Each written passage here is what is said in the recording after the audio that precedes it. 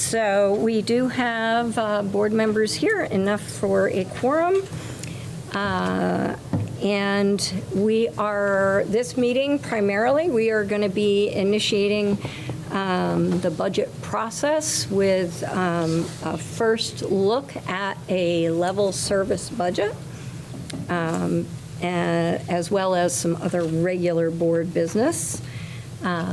Hopefully everybody's had a chance to review the agenda, and is there anything that needs to be added or changed from board perspective?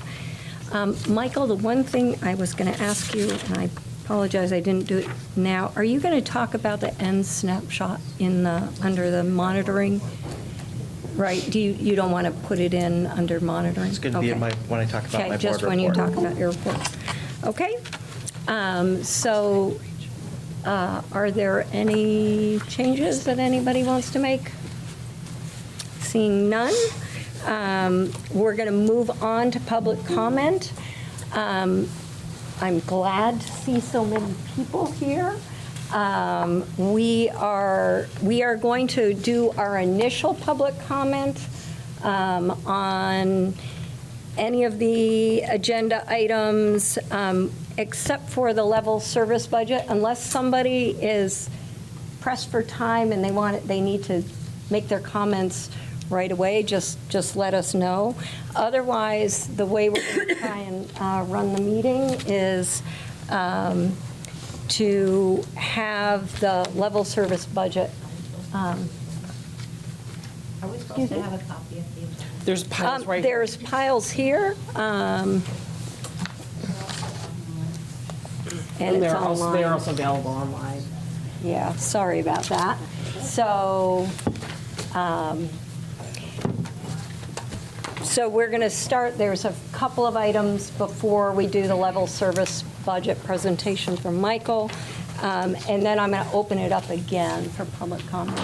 Yeah. I just want to ask a procedural question. There's some students here who would like to share some findings from some research they've done, which are not, I think they relate to the level service budget, but are not just about that. Would it be appropriate for them to do Yeah, that at the so I'm about to just open up just general public comment, so they can do it at that point. Yeah, that would be fine. So I am just going to read the preamble for our public comment. It's a little bit hard because I feel like I'm talking to it's hard to see everybody from this vantage point. But anyway, we always start our public comment with just going over the basic ground rules for them. So I'm going to read that, and then when we open up public comment again, I probably will not read through it again unless I need to remind people of it. So the board welcomes comments, but is not able to take any action on them other than to direct the public to the appropriate staff member or to the complaint procedure. Comments are limited to 3 minutes per speaker. Time may not be ceded to another speaker.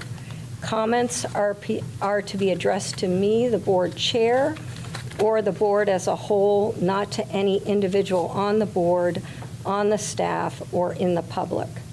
Please raise your hand and wait to speak until you are asked to by me. Please identify yourself with your first and last name and your town of residence. Please refrain from restating comments that have already been shared.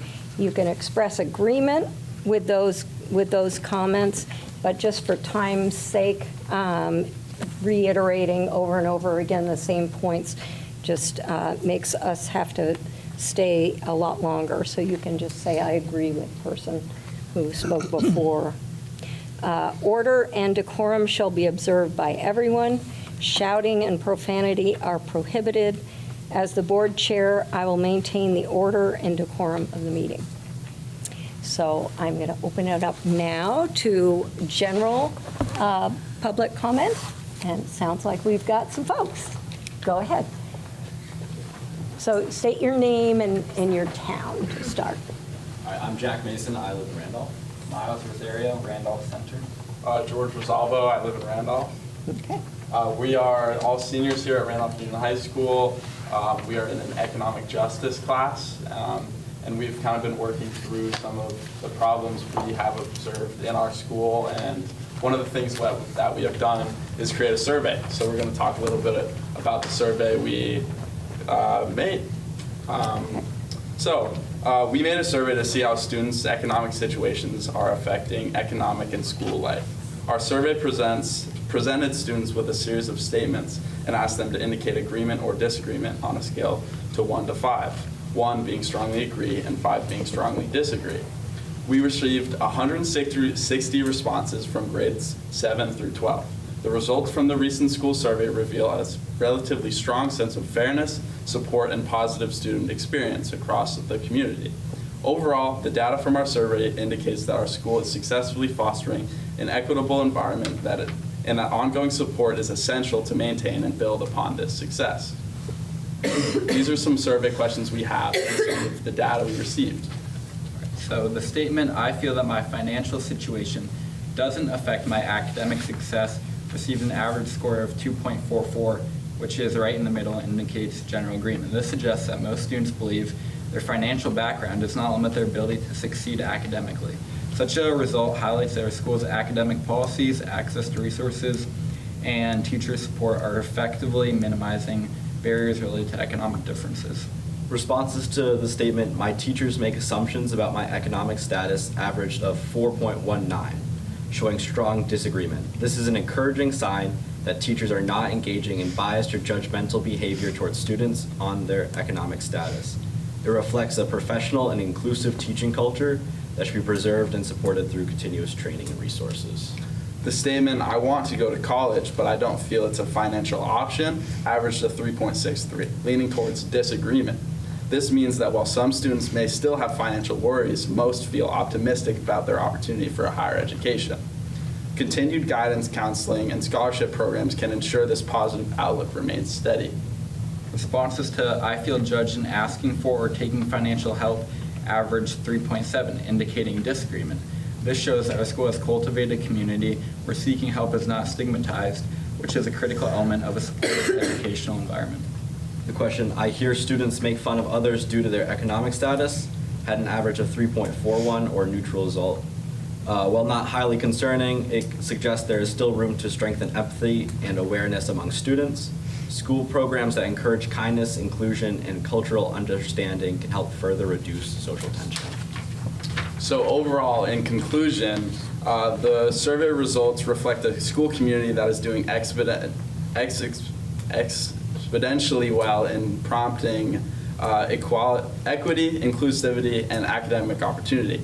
Students generally feel respected, supported, and confident that their financial situation does not define their educational experience. However, it's worth noting that students who self-identify as working class or low income were more likely than their peers to report that their academic status impacted their education, or their economic status, rather, impacted their education, suggesting that there is still work to do.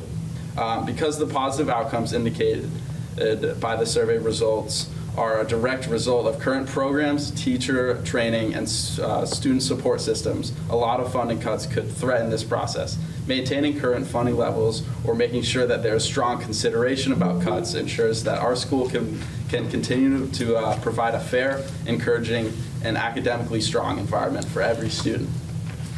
That is what we have, and thank you for listening. Thank you very much. And we have copies of all this data if you guys would like. Yeah, Thank you for listening. all right, thank you. So do we have any other comments? Other issues?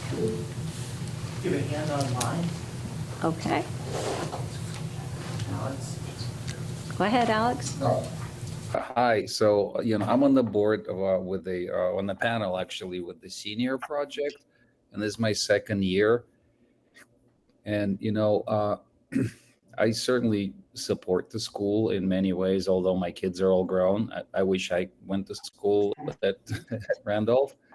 But, I got this email and it said that this year is once again public pressure to make cuts to the school budget, which would be much more damaging this year because any further cuts would almost certainly mean eliminating student-facing positions.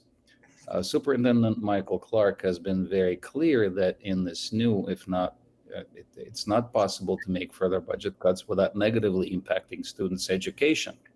And as a working teacher in the district with some added perspectives, I can tell you in no uncertain terms that the last thing our student needs is fewer adults in the building. We're already struggling with unmet student needs and staffing issues district-wide, and further cuts would most certainly be damaging.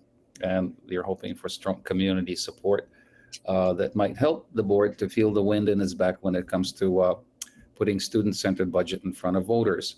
So, I'm a big believer in public education, and, it is, in my opinion, it is sad what's happening in general public education in this country. And I wouldn't like to see that, happen in this beautiful town of Randolph, because these kids are awesome. But when there's no money to teach them, that they're not going to grow up to be leaders. They're not going to you have a senior project now we're actually helping fund with the Sunrise Rotary, which is kids going to the Bahamas to rebuild their reef. And wouldn't it be great if the school could just pay for that? But no, we have to raise money, and these kids work really hard. So if anyone's thinking of cutting more dollars from the budget for the school, that would be very sad. So it's just all I wanted to say. Thank you very much. So just a reminder, we're going to open up after we get the budget presentation for some more public comment. So thank you, Alex. What I'd like is any other comments before if you've got any other things. Because we do want to hear it all, but we'd like you to first hear the presentation before we do that. Okay, so any other comments on something other than the budget?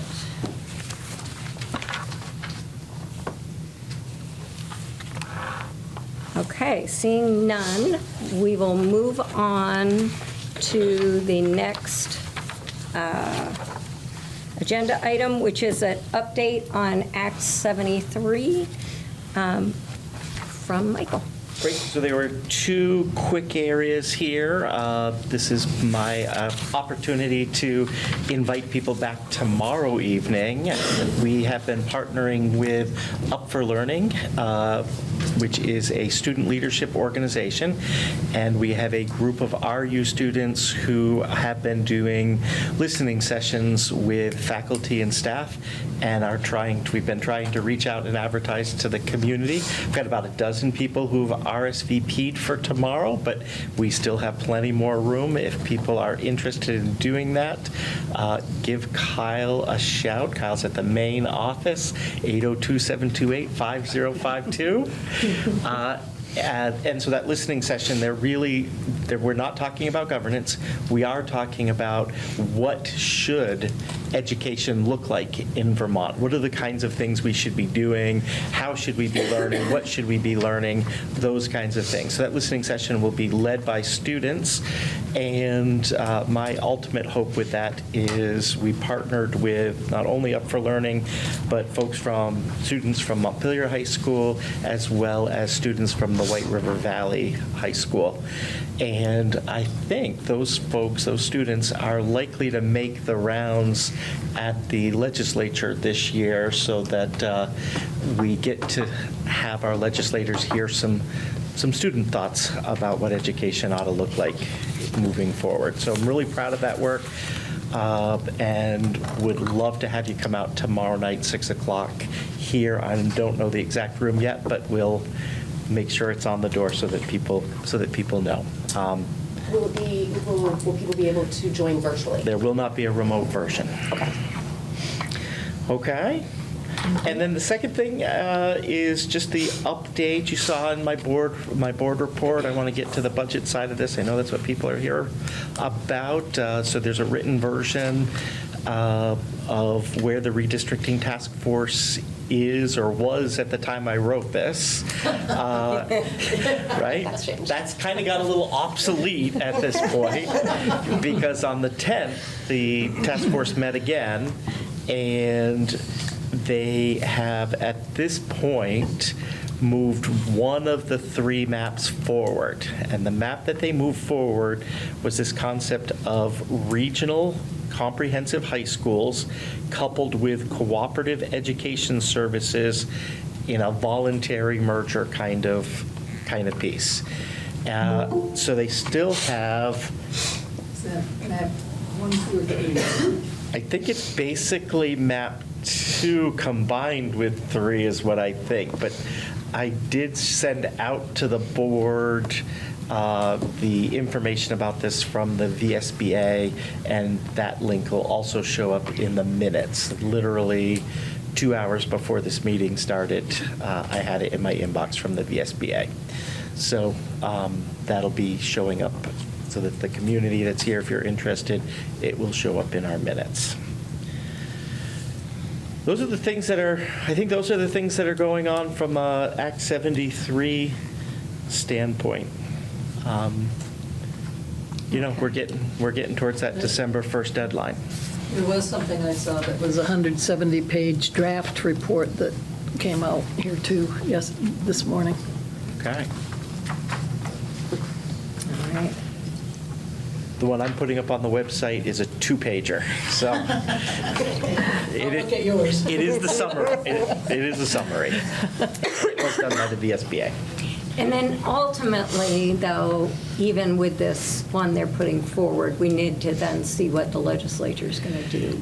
Yeah, so the task force of the redistricting task force job was to put out at least 1 and not more than 3 maps that the legislature could consider for redistricting. And the legislature is the organization that is going to make the decision about what happens with the merging, the not merging, the whatever, as the session goes this time. So folks should remember to be in touch with their legislators. And we do have one here tonight, so if you have. So where are the maps found? Where is the public link to the most current stuff? Yeah, if you hop onto the OSSD website, Yeah. and you go out to tonight's agenda packet, in my board report, I linked to that resource. Yep, and should be live there.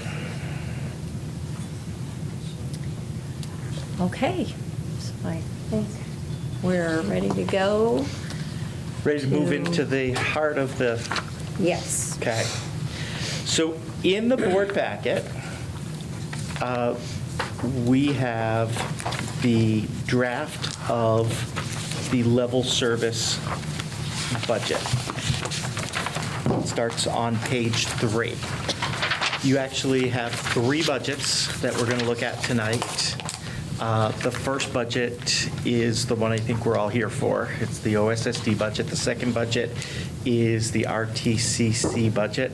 And the third budget is our alternative Raven program budget. So our level service budget came in. So in a level service budget, what we are proposing is, for the most part, we are proposing to provide the services and the staffing that we currently have. There are some small tweaks, and I've identified those, and we'll specify them in just 1 minute here. But so level service says, we appreciate the way that things are, and that we're going to keep things that way. So that's what the board has asked for as a starting point. Here are the changes. There are 2 significant additions in this level service budget. The first one is we currently have a half-time, so 0.5 FTE PE position that is in the Stronger Connections grant. The Stronger Connections grant expires on June 30th, and so we will no longer have access to that. So we have moved that position into the local budget. Okay? The second significant addition to the budget is, you'll see that our out-of-district costs are going up dramatically. So we're looking at about $800,000 more than in our extraordinary cost students, so our out-of-district place students. Many of these students came into our district from other districts already with that out-of-district placement. So, but that's what their IEPs say needs to happen with them, and so we are looking at that. The only reduction that I have in this budget at the moment, the only significant reduction that I have in this budget is the retirement of the assistant superintendent position. You know that we did that when our assistant superintendent sought another job, so that person is not here, the position is in the budget, or would have started in the budget. I removed that position from the budget, and you'll also remember from the beginning of the year, we replaced that with a Director of Curriculum and Student Achievement, and I've placed the Director of Curriculum and Student Achievement position in the budget. So this budget represents no reductions of staffing. Overall, total number of people, it changes an assistant superintendent position to a Director of Curriculum and Student Achievement, all right? And maintains a grant-funded position in the local budget that used to not be in the local budget. Okay? And you'll see what happens with that is that we look at a 5.08% expenditure increase, which is really a number that I expected to be higher than that. Okay? And so looking at why it doesn't come out higher than that is that the VHI, so our health insurance, has come in with a proposal of 7.4. Yeah, there we are. Okay. 7.4% increase. You know, I think each of the last 3 years it's been more than a double-digit increase and has been really significant, and health insurance is a huge driver in our costs. So that is really dramatic. The other thing that's happened, the other big savings place, has been that as people have retired and left the OSSD, we've brought in people, and they're coming in at salaries that are lower than what we had budgeted, so lower than the people who were headed out. Those are two of our really big drivers that are going on in here, and you can see that as you look through the budget. So, happy to look at the budget list with you. You get the overall two-pager. It's pretty clear along the way, but we're starting at a 5.08% increase. And that's what's driving it.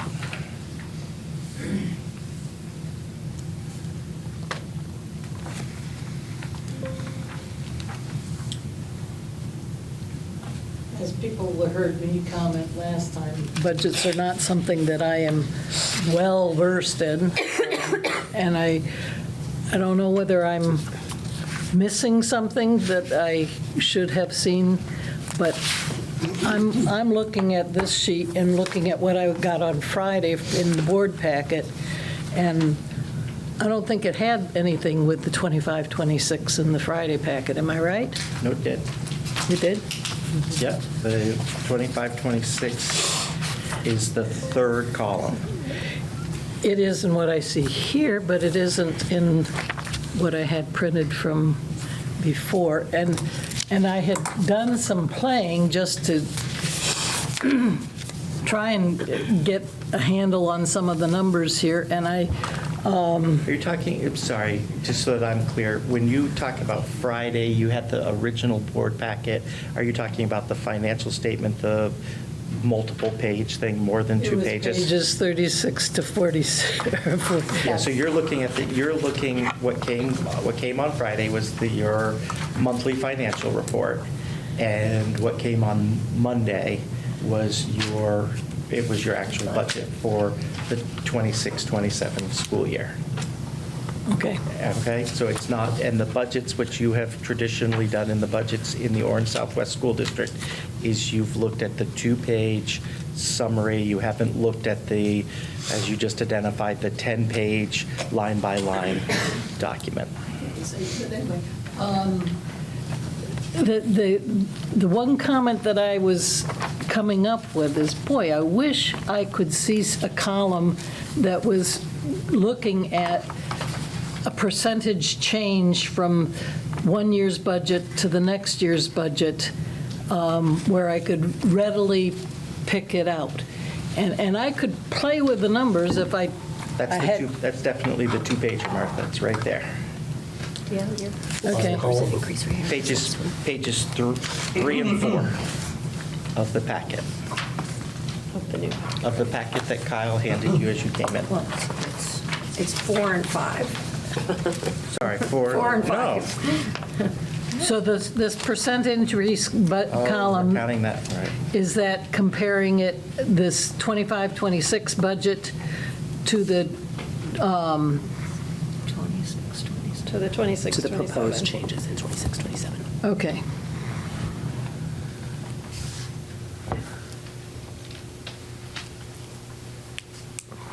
All right.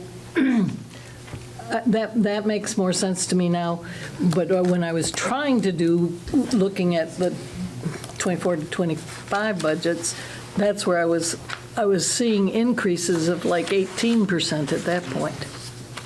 So that's what I was. I mean, this budget is Ann and I were talking about it as we were getting ready for the meeting today. This budget increases at a significantly lower rate than what last year's budget increased. It's like 17%. The rate at which it's increasing is 17% slower than what it did last year. Right? So, because last year we had an overall increase in the expenditure budget of 6.25%, and the difference between 6.25 and 5.08 is, give or take, 17%. It's a little higher than 17 and some change. So we have slowed the growth of growth. And should we do other board comments? Yeah, sure. So, and just as a reminder for the board, we are going to open up, this is our opportunity now to ask Michael questions. Then we'll open up to hear from our public. And then ultimately, the board needs to decide sort of, do we feel that this is going to be a supportable budget for taxpayers? So that's kind of our charge for right now. So go ahead. Well, first off, I'd like to thank you and Robin and everyone at the central office for putting this together. I know it's a lot of work every year.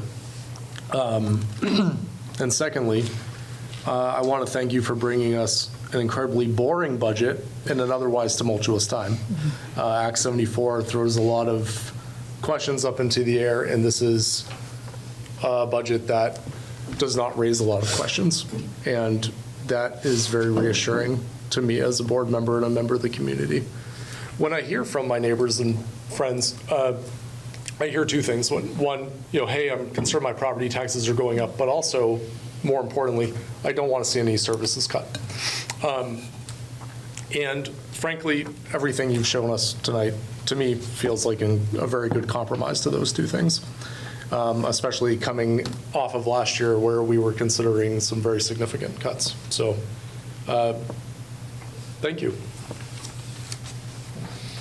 I will remind the board that this is just the expenditure budget at this point, and there's several other pieces that become really important. And you know from the budget timeline that's also in your packet that things that we control the expenditure budget. we got to understand what's happening on the revenue side of things. We have to understand where the state sets the yield, and we won't know that until the tax commissioner's letter comes out on December 1st. And actually, we don't even know it on December 1st because the legislature doesn't always take the tax commissioner's letter. Lots of times they don't take the tax commissioner's letter. They do something different. Lots of times that comes later in the session. Last session, it was really early, and it was helpful in the budgeting. It helped us be able to predict what the tax rate would be when we don't have to guess what the yield is, because it's a huge difference. And then, so December 1st is when we get the tax commissioner's letter. December 15th is when we get the state finalized. We're supposed to get the state's finalized long-term weighted average daily membership, right? And so that's our equalized pupil count, is what it used to be called. Essentially what it is the number of students that we have after the weights that have been determined for the different levels, the different categories have been applied. And so without those two numbers, it's impossible to predict a tax. It's impossible right now to predict a tax rate. I have a question.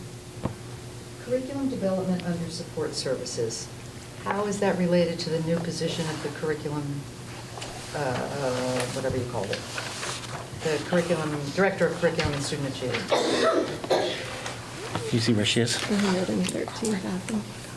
Yeah. We're not in public comment yet, but. I'm sorry. Sorry about that. So. Wait a minute, there's a question. Hold your question. Okay. Hold your question. Sorry. I'm going to forget it by then, but. It's in the administration. Right. It's not there. Other board comments? Other board comments or questions?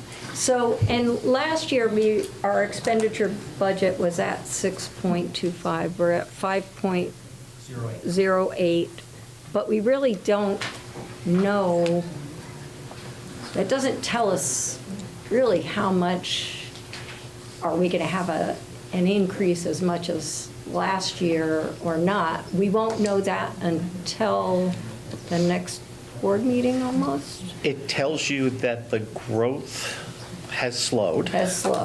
Right? But the tax rates are calculated by taking your expenditure budget minus your revenue, divided by your long-term weighted average daily membership, and then you've got to factor the yield into it. I believe it's multiplied by the yield. Okay. Right? So we know if you went with this number, we know what the expenditure is. We don't know what the revenue is right now. I would predict that the revenue budget will be higher because the special education costs going up will be high-cost students, and every dollar that we spend on a individual student above $67,000 this year results in a 90% reimbursement, right? And so we have more students that fit that category, so we'd see the revenue there.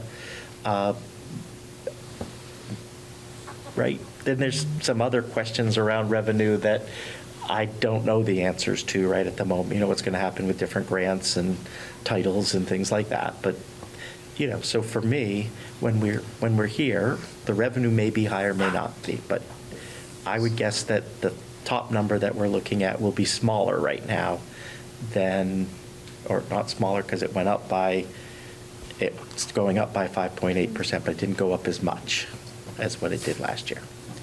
So Can I just clarify Please. our level service budget for last year? So last year, when we looked at the same budget, Yes. which is change nothing, Right, what was that increase, Michael? that was about 10.5%. And so our cuts in services were to bring our growth or our expenses down to a 6.5-ish% increase. 6.25. Yeah, 6.25. And we had some other factors last year that really impacted our taxes around our weighted. You did. You lost the equivalent of 200 in the long-term weighted average daily membership. You lost approximately 200 students due to the weighting around poverty. Essentially, what happened is through COVID, students that were families that qualified for Medicaid, they were automatically kept in that program and counted as they got the poverty weight. At some point between the time you built the budget and the time that these numbers actually hit the counts at the state level, approximately the equivalent of 200 long-term weighted average daily students came off. Our actual average daily membership went up by, it was like one, maybe two students. So we had, for all practical purposes, the same number of students, but because so many families had come off of Medicaid, the children that had been counted, the poverty weight essentially added an additional student for those. So approximately 200 students in our system became not eligible for Medicaid. So I think because we're not looking at that same shift in our Medicaid population, Correct. we're not going to have that same impact this year. Yeah. So I guess I'm trying to ask these questions in a long-winded way to say we had multiple factors outside of our control as a district last year. True. And some of those factors are different this year. Yes. In our favor. We believe. So when you look at that 10.5% increase, it didn't care about your long-term weighted average daily membership. But when you had that long-term weighted average daily membership decrease by 200 students, so we got the number, the expenditure budget minus the revenue is the top number of the fraction. The long-term weighted average daily membership is the denominator. And so when the denominator got smaller, the cost per equalized pupil went up. You guys will remember from your warning, it requires us to publish what our increase in our equalized pupil count, or our equalized pupil cost was. And if I remember that warning right, it was 22% last year, right? I would not expect it to be anywhere near that number, because at this point, I'm expecting the long-term weighted average daily membership to be relatively close to what it was in this school year, right? I'm not expecting another huge drop. There's no factors out there that should create that. We have approximately the same number of students. It's slightly smaller, and I would assume that those students have the same weights. And so I'm expecting that we should be coming out relatively close in the equalized pupil count, and especially. So that denominator's not shrinking by a whole lot this I would year. expect that denominator may shrink a little bit, but it is not going to shrink by 200 students plus. So in the special ed category, are there any other factors that you would add into that scenario to explain the jump, the 11% increase there? When you're looking in special ed, you're talking about the overall 11%, and you can see that the tuition is the huge driver there. Not only is it a significant number, it's $2 million. It's up from 1.1 million, almost 1.2 million. But that percentage is a 68+% increase there.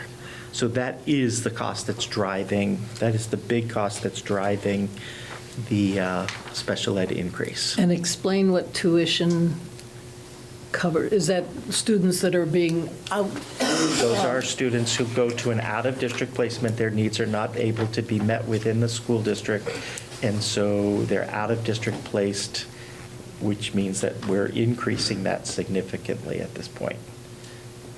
Now, earlier you had said these were students that had come to us from outside districts, correct? It's true. So a good number of these students moved into the OSSD from other districts already out of district placed. And so they come in with an IEP that says, East Valley Academy could be an example of it. This student is going to East Valley Academy to meet their need. And since their IEP says that that's what's got to happen, that's what's got to happen as they come in. So they're sent to us from an outside district, and then we. No, they moved here. They live in our community. Thank you, okay. Thank you, that clarifies things. Yep. What are some of the other sourced locations? Is the what's the one in Chelsea for the? Yeah, Brookhaven. Brookhaven. We're not sending any there, but the new school in Montpelier, Washington County Mental Health, Hartford School District has a collaborative program, foundations. There's quite an array of them for next year.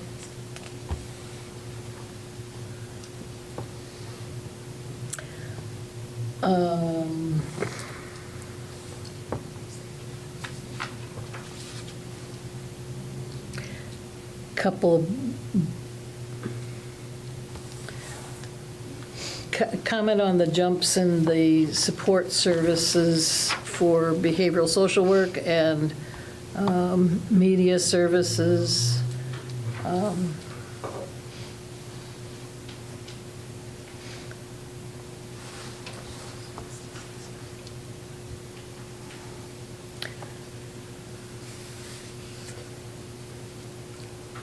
I could ask about central office, but some of that I already know, but some of the other people here might not. You ask, I didn't hear a I'm question. asking for any comments you might have explaining why there's significant jumps in, those were the two in the support services, 8.28 and the 9.19. So the behavioral, we had an employee that was not taking insurance and has on open enrollment enrolled in insurance. So a lot of times it's just the shift in insurance. If we hire someone that comes in with a family and the person that we budgeted for was a single, I've got a 20 or 30,000 jump right there. Yep.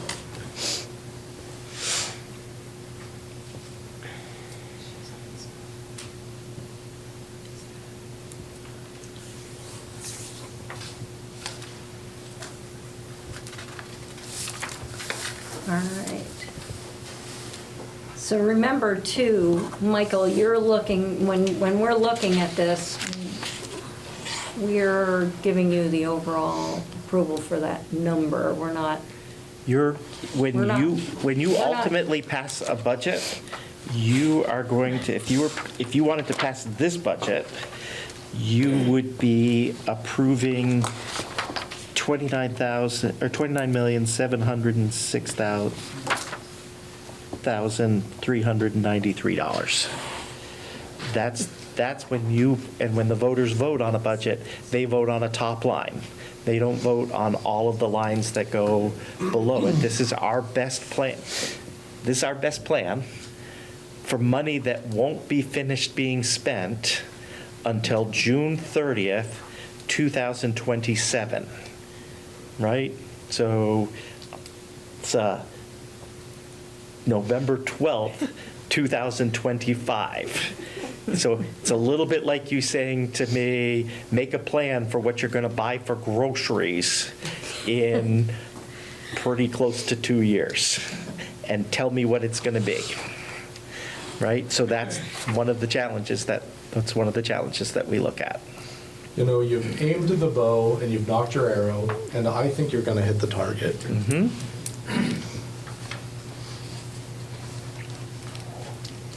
and we're looking at, does everybody see, we're looking at the increase, and again, there are drivers that we have no control over, but we're looking at a $1,378,000 increase. Plus 790, but, And if we look from last year, that bottom line number, it was a little under $2 million. So the increase is not as dramatic, definitely not as dramatic. I think this is going to be perfectly palatable to the voters. To be frank, like, I think that this is a good compromise between the people who are very concerned about their property taxes going up and those who don't want to see anything be cut. I think we have to see what happens to property taxes before we make a judgment. I just think it's fair. Right. I don't disagree, but property taxes matter. And we don't know what this impact is without more information. Right, so if you remember last year. Okay, so remember last year, we asked Michael to, to cut what he could without impacting direct service to students. And he did it in 1% increments.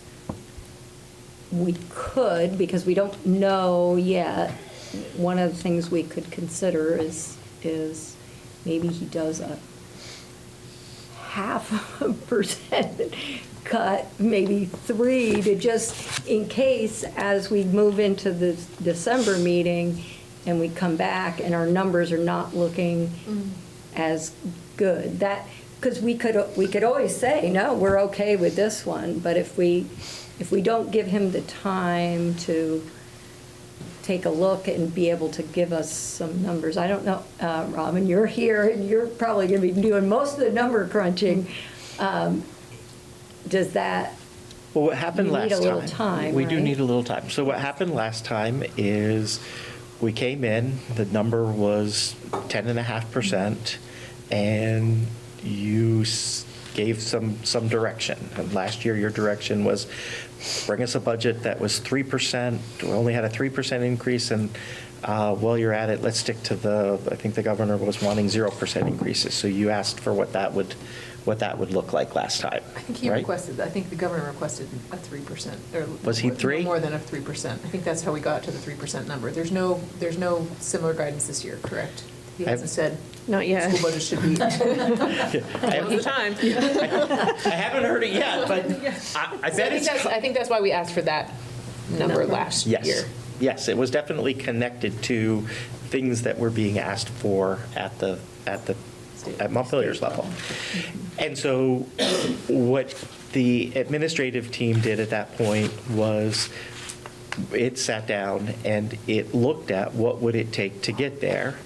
And then I came to you on the night of and said, look, you asked for a budget that was this and this. Rather than giving you that budget, how would you feel about if I did it in 1% increments? Because I had a pretty good idea that you weren't going to go down to that number, and it is pretty disrespectful to folks whose positions we're not going to actually cut, and it's stressful to be out there doing that. So we did it in 1% increments last year. A 1% increment in last year's budget was about $250,000. In this budget, it's going to be $280,000, give or take, is what a 1% looks like. We were also at 10% of an increase last year. This year, we're at a 5% increase. So if that was something that you were looking for, I'm not sure I would suggest going in 1% increments. That seems like so last year a 1% increment was a 10% overall decrease from what we had proposed, right? Well, yeah. So, yeah. So Rachel had started to ask about, how property tax was going to Well, we don't know. Yeah, right, and we won't know. But a piece of that ends up also looking at what's happening with the select board's budgetary needs too. And so I'm asking, is there any talk between those boards to know be able to look at the overall impact on the property tax. I think what our select board does,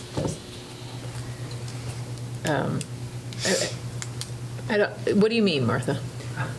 Well, the property tax is, it's combination of municipal and school. Right. So looking at what the property tax is going to, how it's going to impact the voters, it somehow is meshing both of those budget, and is there any collaboration between the select board and the school board to know in advance what that's going to look like?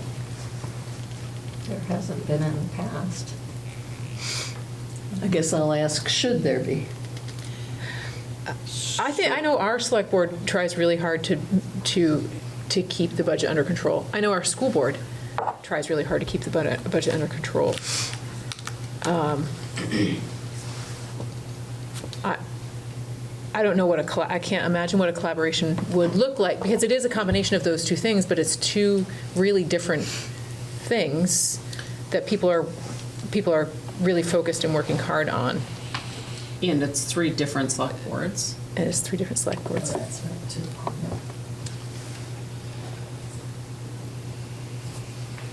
Yeah. But even just looking over each other's shoulders, is that done in advance of presenting it to the public?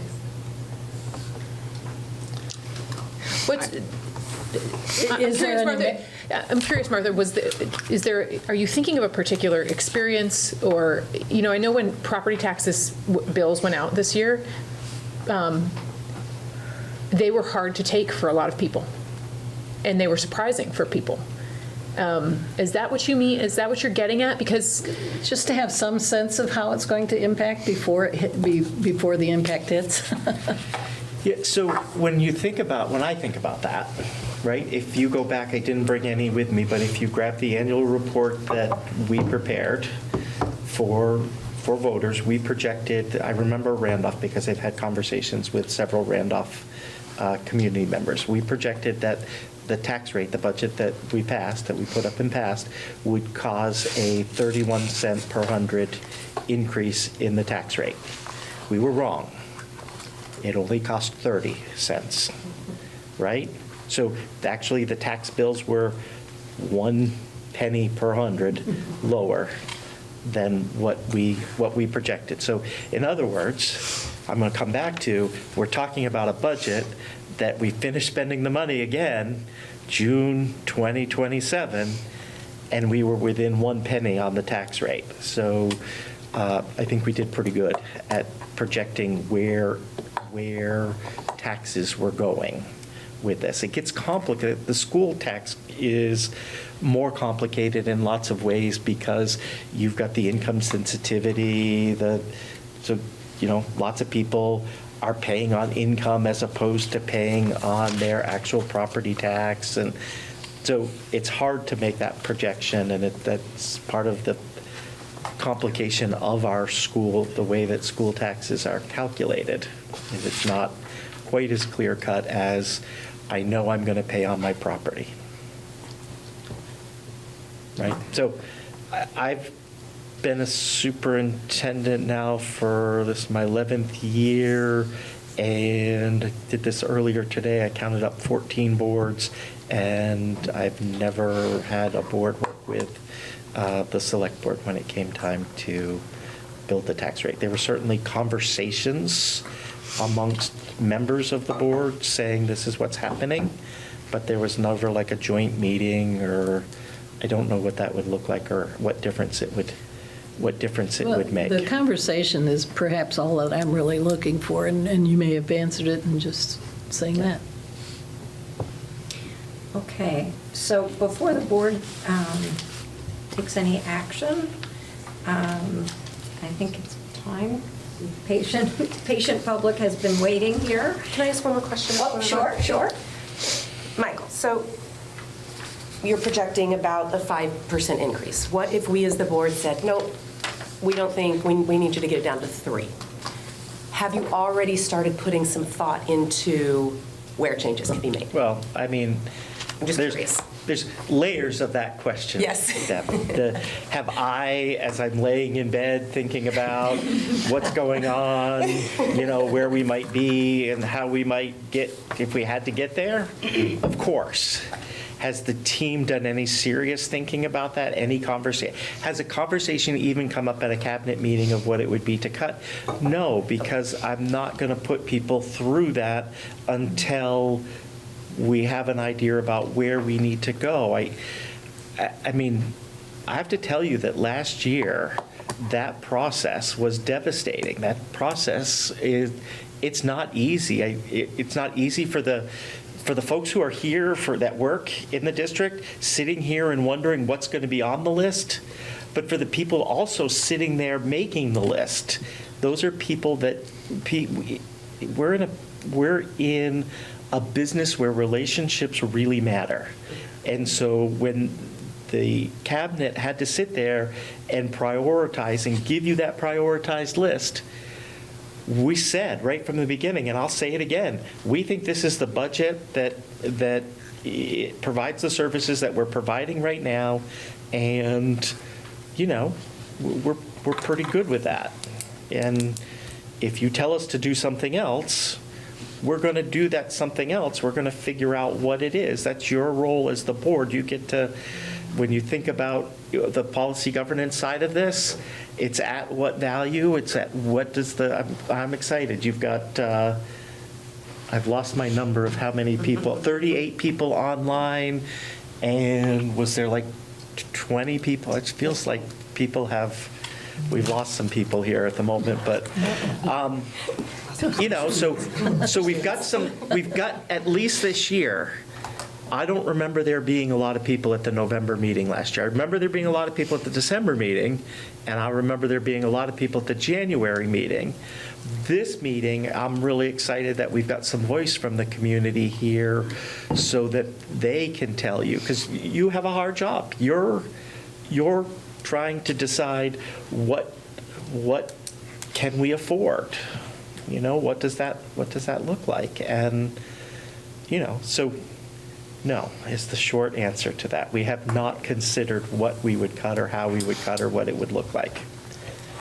I have considered that if you suggest that you want to cut, I've probably got some questions for you before we go and do this. Okay. If you said, you also didn't ask, do we have anything that we want to add? Right? I say that almost in a joking way, but I do want you to hear that what happened in this budget process is that principals and department directors went out and talked with people and said, we do anticipate that this is going to be a challenging year. And what is it? What can you do to help? So we've already had, everybody who's in here as a teacher has already said to a principal and whatnot, I'm gonna look at when you go through this and you look at the equipment and the supply lines, you're seeing really small numbers there. They've said we're going to do this with as little of an increase in those areas as we possibly can. The increases that you're seeing in this budget are really increases that we don't have a whole lot of control over. Right? So it's a real testament to people saying, hey, we know that things were tough. We know that last budget was a tough budget for people, and the taxes were. Can you talk just a little bit about things that you would want to add if there were resources for such, if there was support for adding resources? Can you talk a little bit about that, or is that something you can't? No, I don't. I think we've got I guess I would start. Probably we've got a building that is really, really challenging. We've got multiple buildings in the district that are really challenging. We've got students who have needs, and meeting those needs are teachers they're working really hard to keep kids engaged. Support staff is, so what would that look like? We're going to have to figure out how to spend the money the best way that we can, training people, but we know that there's not. I think we know that there's not a lot where we're going to we're not going to hear people, I guess that question is almost inconceivable in some ways, given the climate that we're in. And I'm sorry, but those are I guess those two areas. I would highlight those two areas so that you know, and I highlight those for really two reasons. One, I want you to know that our faculty and staff works really hard to make sure that we're making the growth towards the ends that you've set for kids. And I want everybody who's online to hear that. I want everybody here. I want the people who are going to watch this on, cable TV to hear that these folks are working hard to say, hey, how do we meet these kids' needs? And our kids' needs have gotten so much more complex. And we've cut out of the state budget where these supports used to be, right? So the money, when we're spending money to support mental health, it's gone up in schools.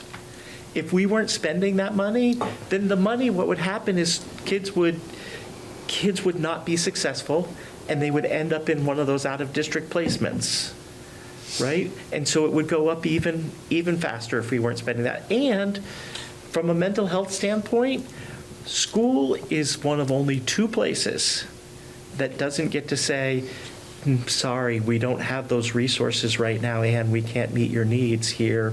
You're going to need to stay home while we work to hire the resources that we need. The only other entity in the state of Vermont that has that same requirement, anybody want to guess? Some of the board members have heard me do this before. It's emergency rooms, right? So our schools have become the mental health emergency rooms for kids, right? We have washing machines in all of our school buildings. I think that's a fair statement, right? And we do laundry for kids on a regular basis. This presentation that you saw at the very beginning, they teed that up perfectly, right? Because can you imagine, when I came to school, the families that couldn't afford to have their laundry done ended up coming to school smelling, and then they got stigmatized in here. So when they're talking about the kinds of things, our teachers are doing kids' laundry, right? That's something that happens. And I don't think people know that. It's the kind of supports that happen. That's what this budget is funding, right? Our kids with SNAP benefits cut right now. Our kids, where are they eating? Here. Those are places where the money that we're spending goes. And when you hear folks say, well, they'll show you the pretty graph, right? They're going to show you the graph of student enrollment doing this and costs doing this.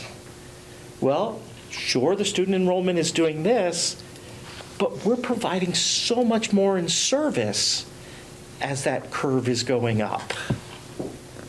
And it's these people who are doing that. So I don't know, if I was magic, Rachel, I would probably say, hey, from a state standpoint, how do we get AHS, the Agency of Health and Human Services? How do we get the mental health piece that they're so good at? They have a whole system of supporting mental health for people.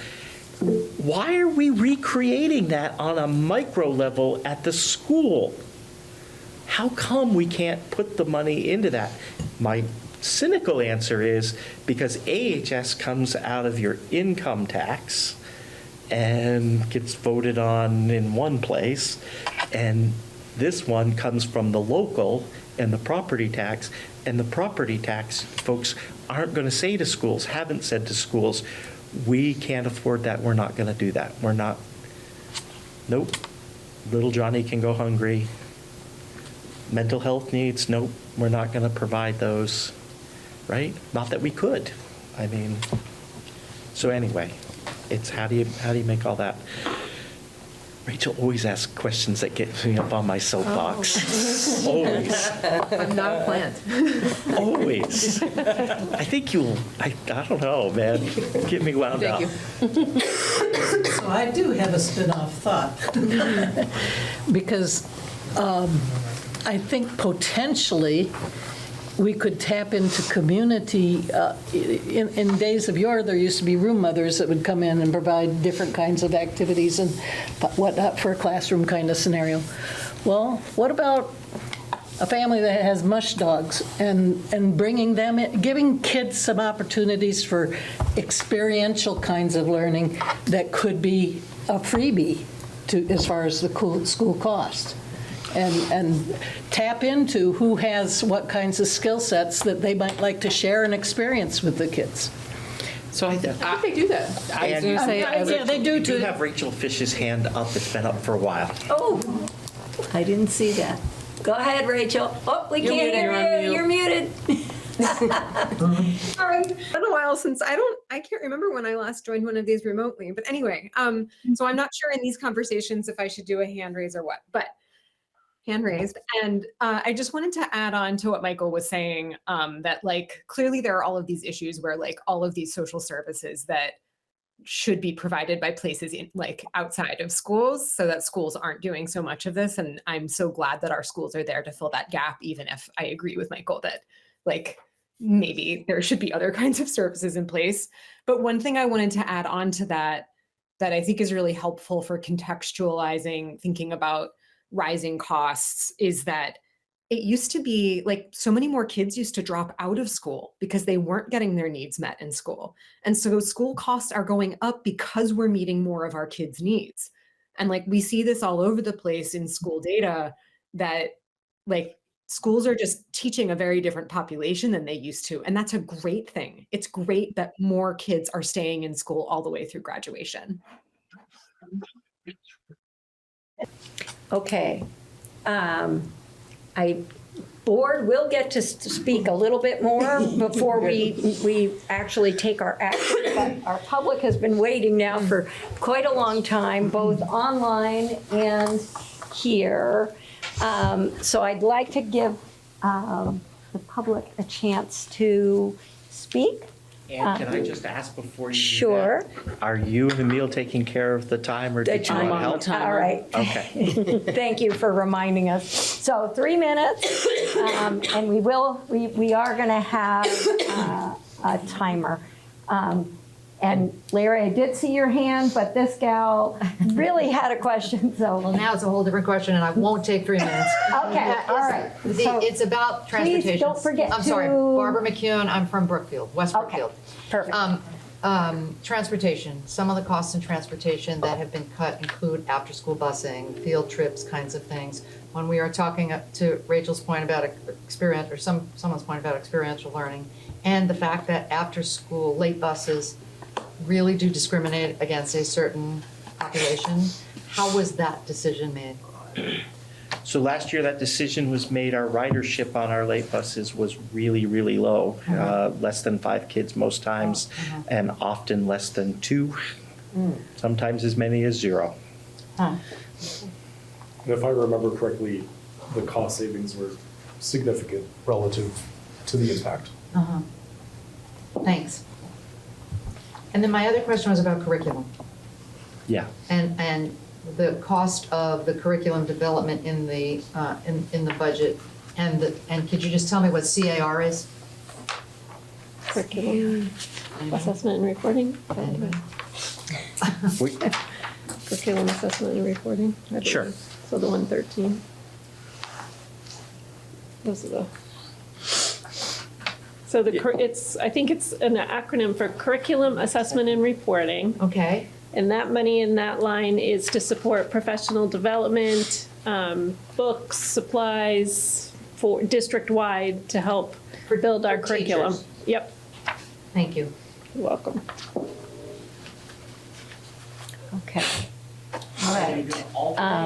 Yeah, let's alternate. Do we have somebody on? Okay. Go ahead, Emma. Hi, thank you. My name is Emma Janicki.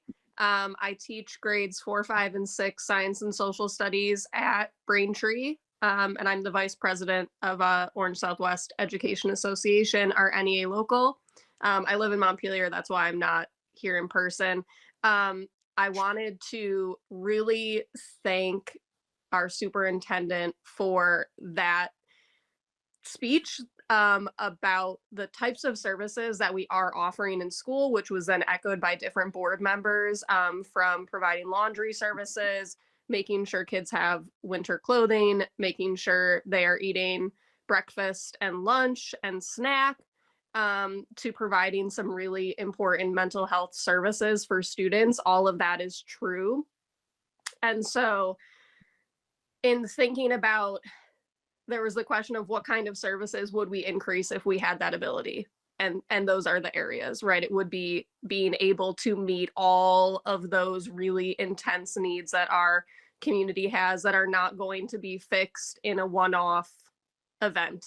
Our schools, from the elementary up to the high school, provide so much experiential and project-based learning for our students, with the resources that we have, and it is so integral, but it is not a fix-all solution to the problems that our community and our kids are facing.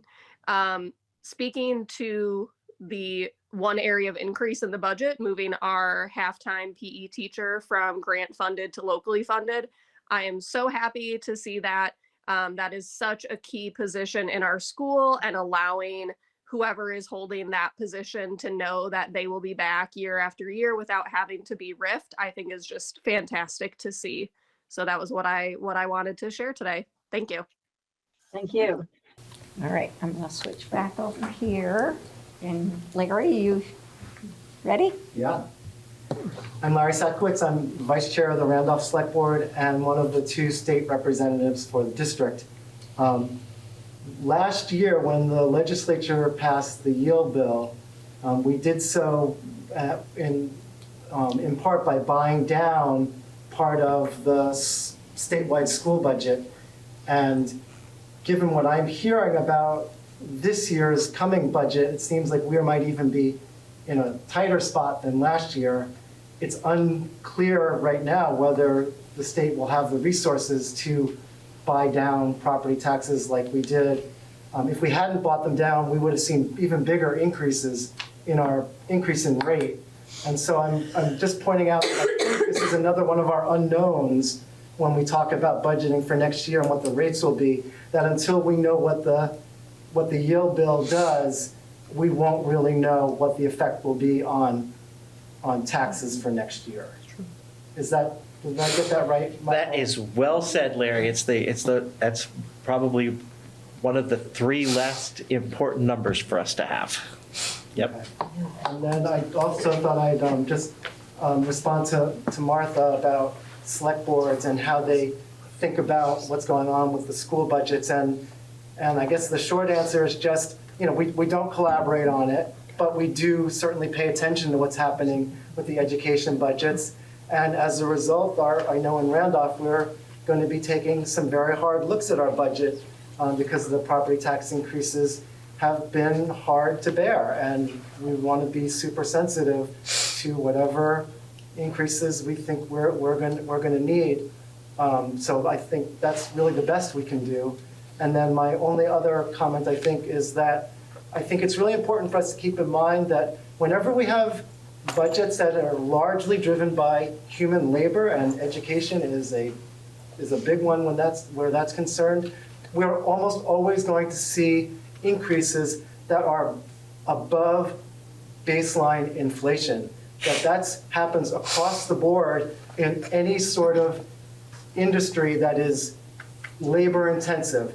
And for reasons that I can't describe in 1 minute, but it's just a fact of our world that we see those things going up. So when people say, why can't you keep your budgets at levels that correspond to overall inflation, the answer is that there are real structural reasons why that's pretty much impossible without cutting the amount of people we have working. If we want people to work in our institutions, we need to pay them wages that go up at least a little bit faster than inflation. It's just an sort of economic law, and I think it's very poorly understood out in the communities, and I hope that people would understand that better. There's really not much we can do about that, and we just need to keep it in mind that this is how these things work. It's why healthcare goes up faster than inflation. It's why a bunch of these sorts of things all go up faster than otherwise background inflation. Okay, thank you. Sorry about that. Sorry. I know I went over a bit. Okay. Do we have someone online? I don't see any hands online. No hands online. Do we have someone else with a comment? Tep? Yeah, my name is Ted Kalman. I teach high school social studies right here. And yeah, also wanted to echo gratitude to Michael for your remarks earlier. I think it can't be said enough, like the degree to which the need, I've been teaching this building for, I believe this is year 17 for me, and over the course of that 17 years, it's been really, really striking what kids are coming in the door with, or often without, in terms of skills and needs. So yeah, I just wanted to underscore that point again. Also, just really appreciate the conversation the board's having, and I think I can definitely hear the desire to balance obviously the need to keep property taxes affordable with really a desire to invest in our kids.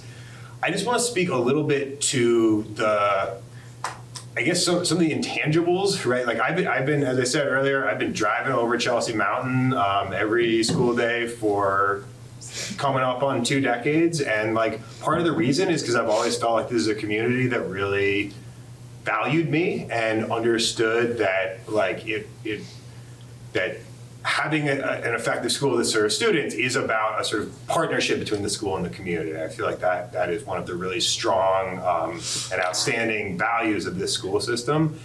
And Martha, I think you were talking about how can we get more community members in? Absolutely, I think that's a wonderful idea. I think that what might not be as obvious to someone who doesn't work in a school is that takes more human resources, not less, to make that happen in an effective way. This young lady I'm standing next to is our senior project coordinator, and that's most of what your job entails, Bev, right? Is making those connections and supporting people like me who would love to be on the phone to community members, setting up times for folks to come in. But I also have AP tests to grade, and right, and so I think that the investment in the human resources allows those sorts of experiences to happen, and that really authentic, meaningful student engagement with the real world. I think that when we get into a mindset of austerity, what you get is a more back to basics, just the 3 R's approach, because that's all that we have the capacity to think about. And then the other piece I just wanted to talk about is, obviously the economic trends are really daunting, but I would just ask the board to also consider that it takes a lot longer to build something back up once it's been cut than it might seem. And if anyone's a Celtics fan here, I feel like you might catch the analogy of it's not like you can just take a year off and then get back to where you are. There is chemistry, there's a real, is that me running out of time? 5 seconds, okay, I think I got my point across. Thank you. Okay, thank you. All right. Don't see any hands online. No more hands online. Yeah, just a couple of brief comments. Can you identify yourself? Oh, I'm sorry. Sorry. Shirley Wong, Randolph. Okay. As to the SNAP benefits, the children only missed 4 days of those this month because they've already resumed last week. So I know you mentioned they didn't have any SNAP benefits, but they've been restarted again. So that's one thing. And just another question. I've just become aware that some high school students are so successful finishing their academic curricula and credits for graduation in 3 years, that in their 4th year, they're going to college somewhere. So I don't know, from a taxpayer's point of view, do we pay for those students to be here for 4 years, or just a thought? I don't know what happens. I just learned this today. And I don't know how many in the Randolph district are affected, but I think some are. So it's a fun, I'm assuming you want me to answer the question. Sure. Yeah, go ahead. So a state program, And the funding for that program is coming, I believe, directly from the state still. So you're not paying it directly from Randolph, but the state of Vermont is paying for it, so it is coming out of tax dollars. They no longer count on our ADM when they become an early college student. So they are not part of our long-term weighted average daily membership. Is that the VASC program? That's one of them, yeah. Oh, okay, there are I think others. then? CCV, yeah, there's a lot of them statewide. I also assume that number is relatively low. I assume there are not dozens of kids doing this. I'm better. I feel like I'm going to say, why don't I put that on my list to check in with guidance about and come back with a real number next time, because whatever I say. I can speak to that. Students aren't finishing their credits. You complete them through early college as well, and you have to do senior project to get your diploma here. So it's not that they're jamming everything in, they're still completing credits, but through early college, that is state funded. We currently have 6 students. So the college, when they're going to college, that counts for credits and high school Right. and college? Once they finish in early college, they're entered right before graduation, they're re-enrolled back in. So we still provide services to those students around senior project, college planning, et cetera, but the state pays early college programs directly, so their per pupil doesn't come to us, as both Robin and Michael shared, but we have 6 currently that are doing early college. And it varies, some years we only have 2. Sounds like a great program. Okay. Any other? No hands Anybody online. No hands Just a online? quick comment. I appreciate the give and take in the public comment, and I don't think it exceeded our timelines too terribly, so that, I think it's a healthy community dynamic to be able to do that. Yes. All right. I think we're good to go then. So we're going to come back, and the board needs to, we have a decision to make, or maybe a little more discussion before giving Michael some direction on what And you we have want. 2 more budgets to hear about. Oh, yes, and the other 2 budgets. So do we want to hear about the next 2 budgets, and then we'll come back to directions for Michael? Yes. Okay. Okay. So the other 2 budgets you have are on the tech center budget is on page 6 of the packet that got handed out tonight. And when you look at the tech center budget, you're looking at an overall 8.29% expenditure increase.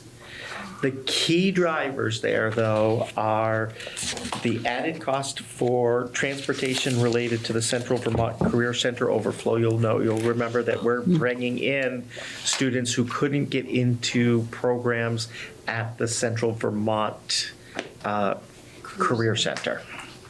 And so we're paying for the bus that does that. That's now in this budget. We're doing it, but it wasn't specific. It was not specifically in last year's budget.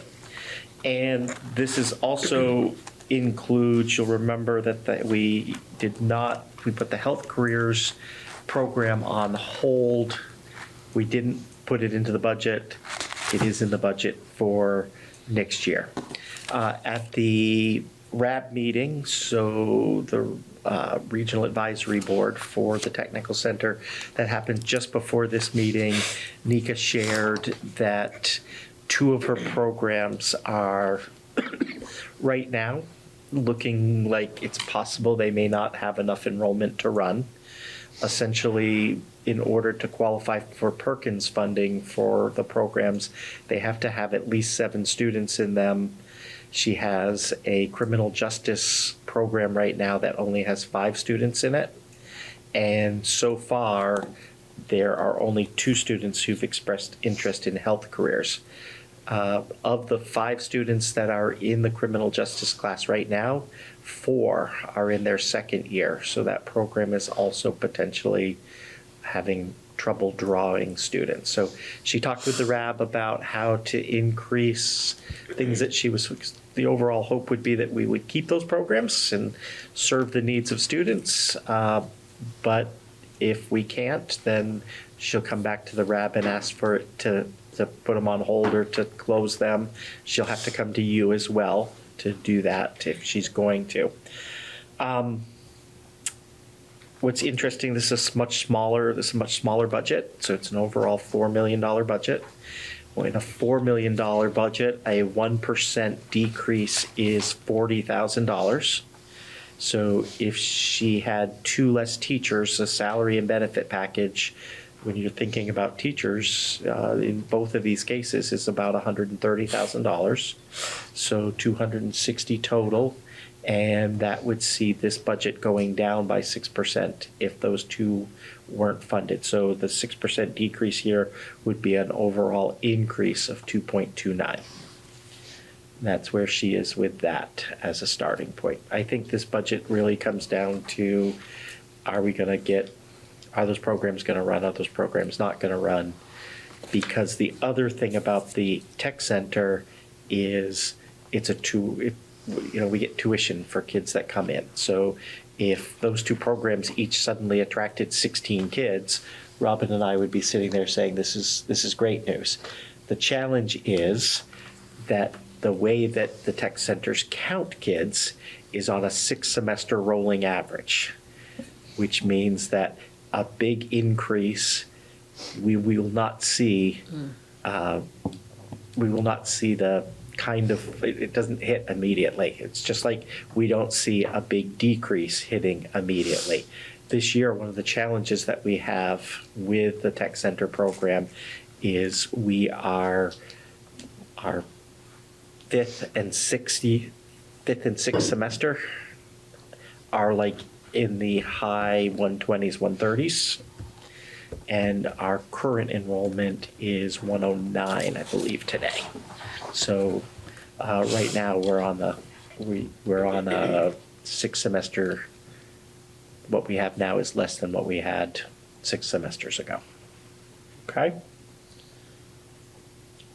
And how does that compare to the general student population as a whole? I don't think I understand. From last year to this year, you said there's really only a 2%. We're steady. We're steady from last year. Okay. The tech center is steady from last year, I think is pretty fair to say. And if you were to take it back, I mean, that's basically a 3-year period when you're talking 5 and 6. So if you were to take it back another year or so, is it still also steady? Well, it would be down, so that's when you're looking at that 6th semester that's coming out, 130.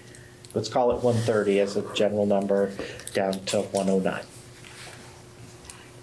Okay. Okay. So looking at this budget and looking at where the highs and the lows are, the negative numbers, I'm assuming, means a drop in the expenditures as opposed to an increase in expenditures. True. So the support services, we've lost a bunch. Is that what those numbers are telling me? Again, it's personnel change. Okay. When you're looking at these numbers, you're going to see bigger swings because they're smaller numbers. Yeah. So a staffing change in this budget has a bigger impact as a percentage than it did in the other budget. Okay. Got to educate me along the way. You're doing great. You're asking good questions, Martha. Okay. Raven budget. Raven is our alternative program that we house in right over beside the central office. So it's between, I should point that way. It's between here and the central office. It's that little building. As you leave out the back parking lot, it's on the left. It currently supports 9 students, is what it's budgeted to be supporting. And you'll see that this one, sorry, I'm coming back to my cheat sheet. This one has a large expenditure increase. So you saw that the overall expenditure increase on this one is 24%. The key drivers are, am I fibbing? No. Okay. The key drivers on this, when Robin starts writing, I get nervous. Okay, so 24% expenditure increase. However, it's also because we're projecting to increase the student population by 22%. So we're needing to add a staff member. Now, this budget is a tiny budget compared to the other two, right? So that adding of the staff members pretty much the 22%. It results in an overall tuition because we don't just, it's not just our kids that benefit from this program. We have people from throughout the Winooski Valley Superintendent's region who come to this program, who tuition into this program.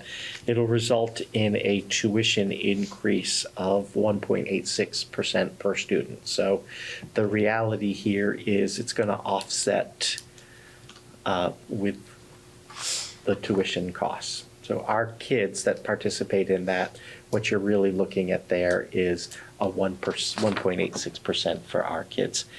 We'll collect the tuition for the others.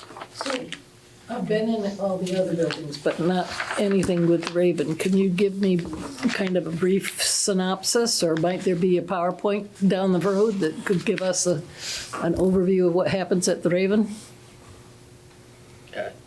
Sure, they could, if the board decides that that's something that they would like, you guys should talk about that as a board and figure out what you want. I mean, you have different people come and present. We could have the people who run the Raven program come and present.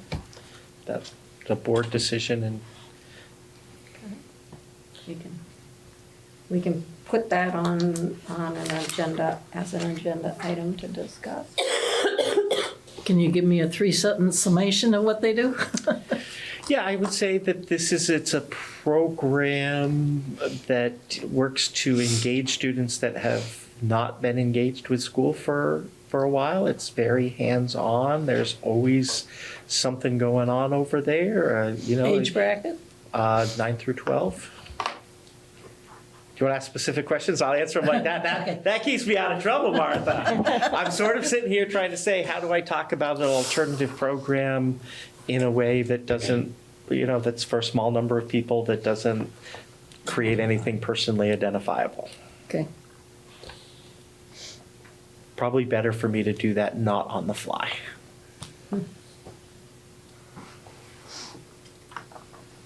Okay. So that brings us back. Are we, for this meeting, Michael, we're not approving yet the Raven and the Tech Center budgets? I mean, if you want to. No. That's just our first view of them. It is. Okay. Just so that we know.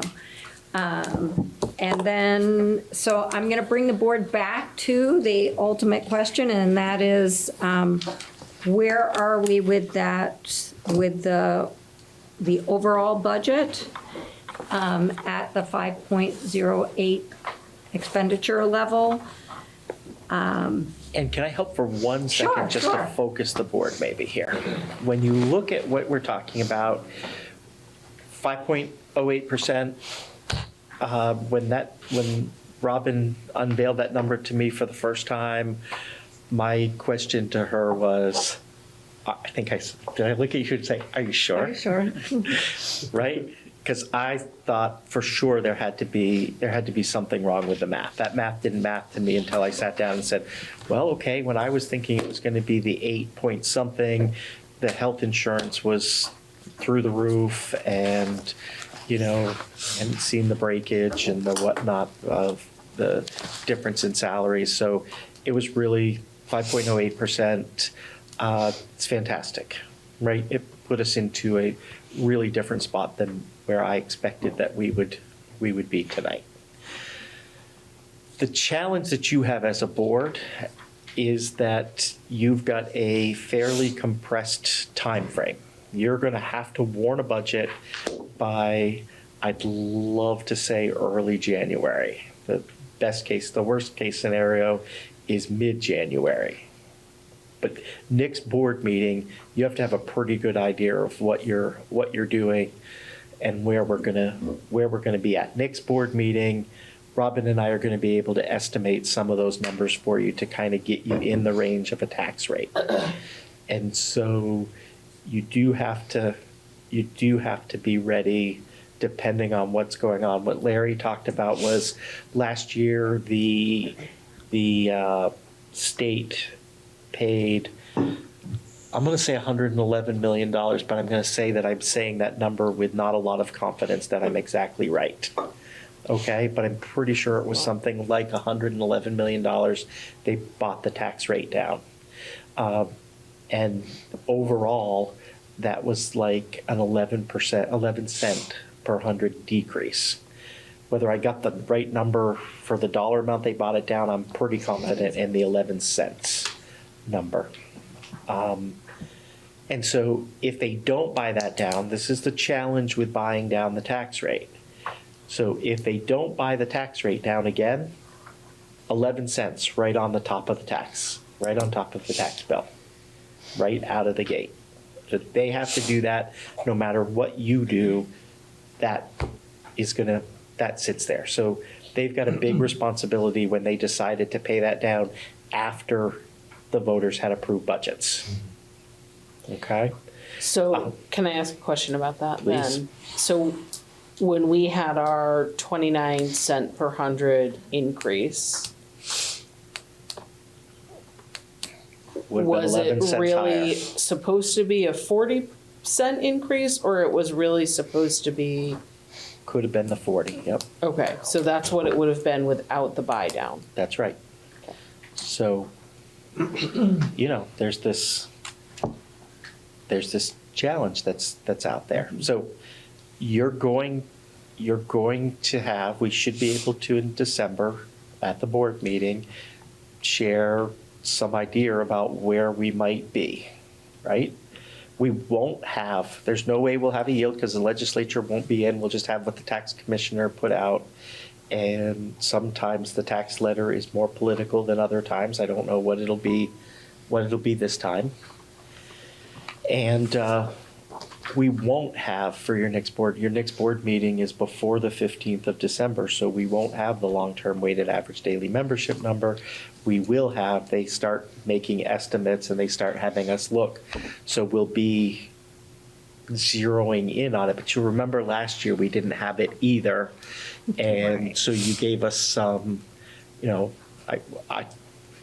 we made our best guesses as to where it might be and what that would have as an impact on the tax rate. And we had instructions that if it caused the tax rate to go above the excess spending threshold, you would have wanted more cuts last year. And so we came, when we knew it wasn't, we reduced down so that it wasn't, however that worked. And that's the last piece, is that we don't know where you're going to be in regard to the excess cost threshold this year. We know that 2 years ago, well, it didn't exist 2 years ago because it was on hold, right? Right. But last year, when you started, the budget would have been, the increase brought us to within $90 of the excess cost threshold versus, that was 22% increase in cost per equalized pupil. We don't have that cushion this year. You start the year sort of up against probably sort of up against the excess cost threshold. Again, they said it, but I'm going to assume that it's based on a percentage increase from last year, and that percentage increase is not going to be huge. So we could come up against the excess cost threshold. But again, that ties back to those long-term weighted average daily membership. So, right? So whatever you tell me to do next with the piece that you're considering, and I'm going to be quiet till that we get done budget. This is the last thing I'm going to say in budget. I'm only going to answer questions after this, I think. What you're deciding is what you want the admin team to be prepared to be able to share with you in a short period of time? I think last year, one of our kind of lodestones or guiding star there was that excess cost threshold. We said, try to bring us a budget that does not exceed it, because we don't feel like we can ask the voters in good faith to just take on these extra costs because we're spending too much money. Is that something we want to do again this year? Where we say, try to, again, because you're firing at the moon here, and we know that's a hard target. Do we want to say the same thing of, this looks okay, try to bring us a budget that is under the excess cost threshold? What do folks think? I think that seems logical. We can choose not to move forward with that budget, but I think having it as an option. I've really heard a lot about the pain of tax increase this year. And so I think to come back the following year and having to pay essentially a tax penalty is a hard thing to swallow as a community. So I think maybe having that as a parameter would be a good idea. Yeah, I think it would be helpful to know what it is, even if, if that number is arbitrary in some ways, and we know what, we saw what happened when we considered making further cuts and how painful that was. And it was like, we didn't even want to hear past a certain point. So I think having that information of not hitting that threshold is good, but I do want us to really think about how we were unwilling to make further cuts last year, and those were for good reasons in terms of the services that our kids need.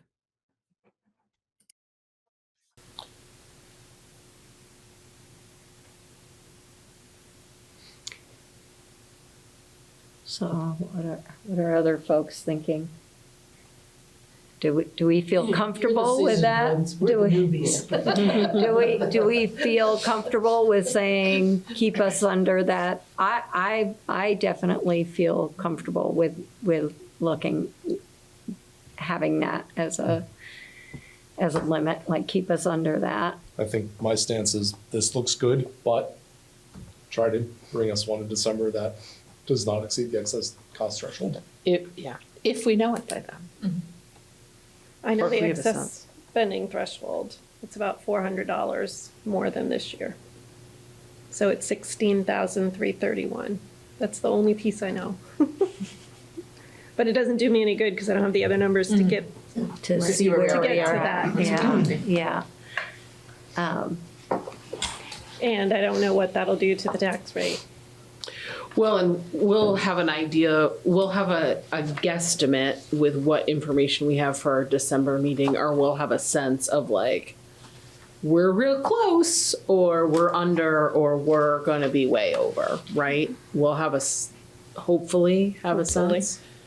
We're going to be real close or over. Okay. Unless something's going on with the long-term weighted average date, for some reason, so one of the things in the back of my head, I don't know if I should share this yet or not, sometimes the timing of things, but I worked with a person in Grand Isle who was well-placed within the Medicaid world. And he said, look, Michael, the numbers that you saw weren't unreasonable, that decrease. We saw it all throughout the Medicaid system where there was a significant drop-off because people didn't have to go and do the paperwork every year. And so they got used to not doing the paperwork. And so then they got dropped. And the first time they went to the doctors, they said, oh, you don't qualify for Medicaid anymore. They did the paperwork. And he said somewhere between 25 and 35% of the people who had been dropped got added back on. So if we see that rebound, it's possible our long-term weighted average daily membership could go up.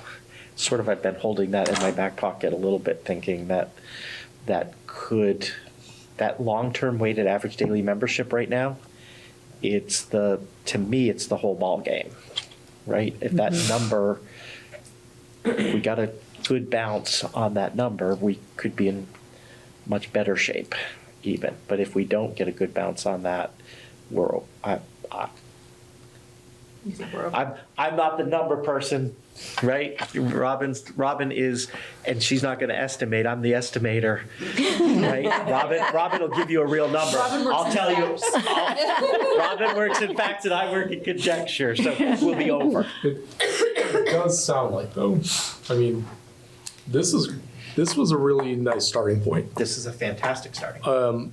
If we are over, it strikes me that if we do have to shave something, it won't be, as traumatizing as last year. So, I don't know.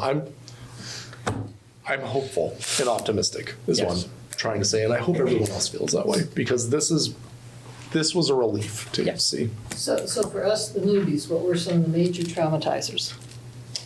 I don't really want to talk about it, Martha. You know what? It's all recorded in public meeting, and you're welcome to watch it. There's an archive, Martha. Would have been, the December meeting last year? Is that where that would have been?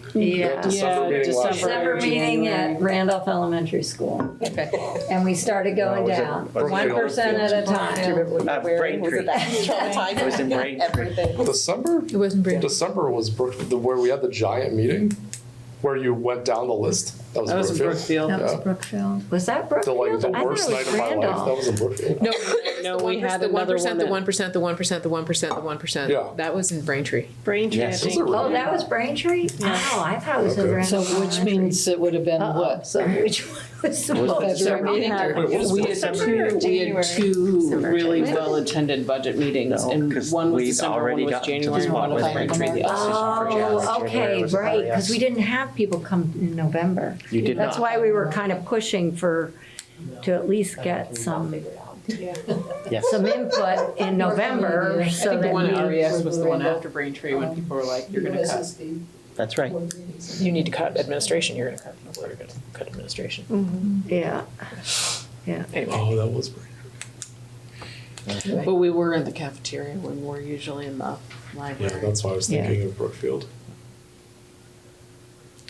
How long did that meeting go? Very late. It was very late. I mean, I think after 10. Very Well, stressful. Very long, yeah. Yes.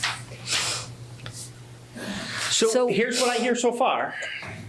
If we know we're going over the excess cost threshold, we need to bring you options to get below it. Yes. Yes.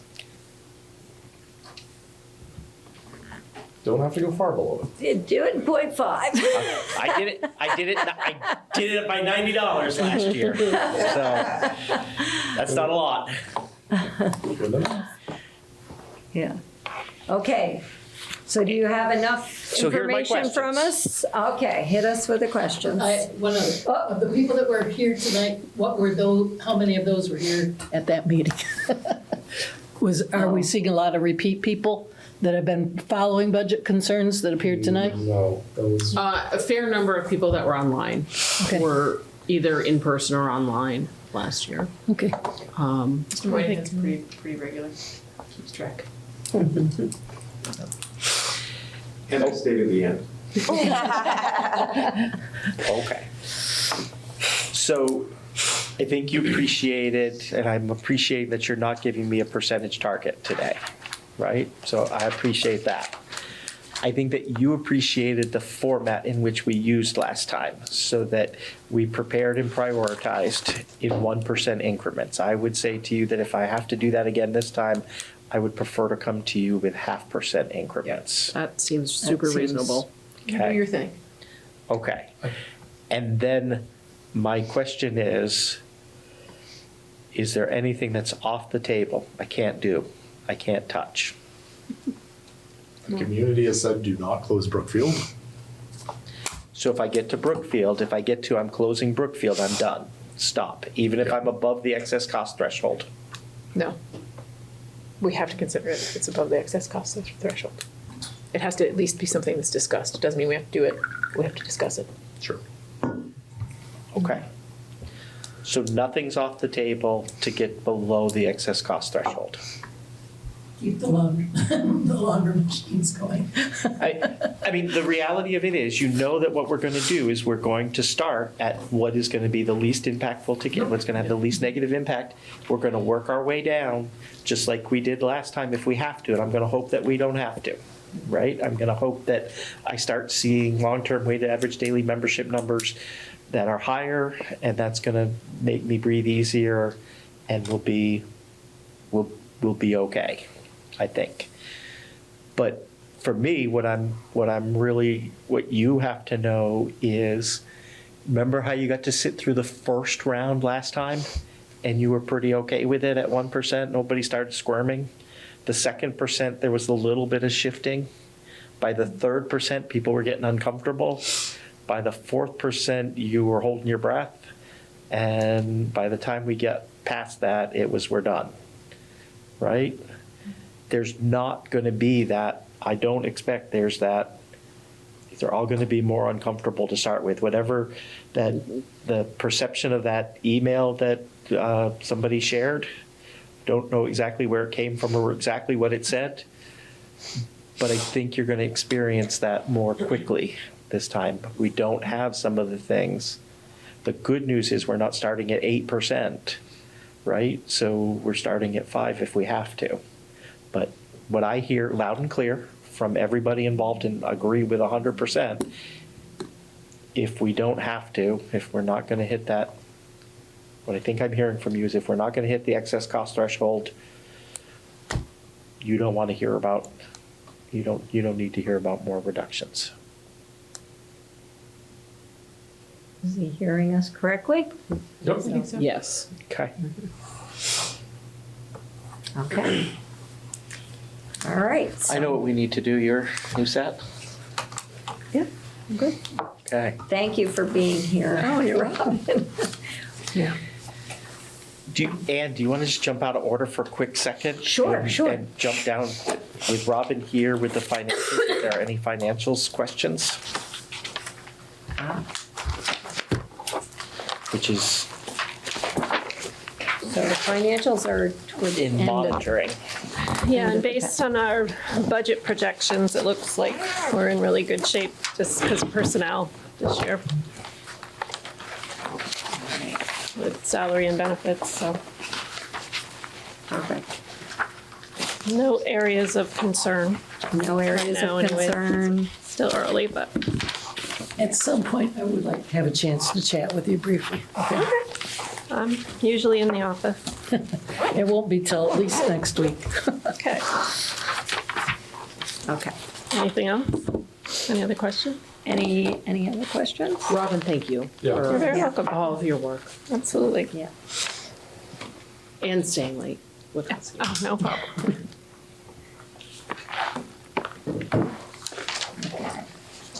Good night. See you tomorrow.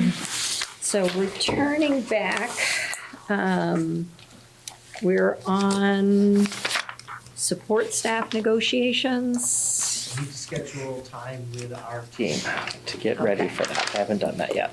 Okay, so TBD on schedule. Okay.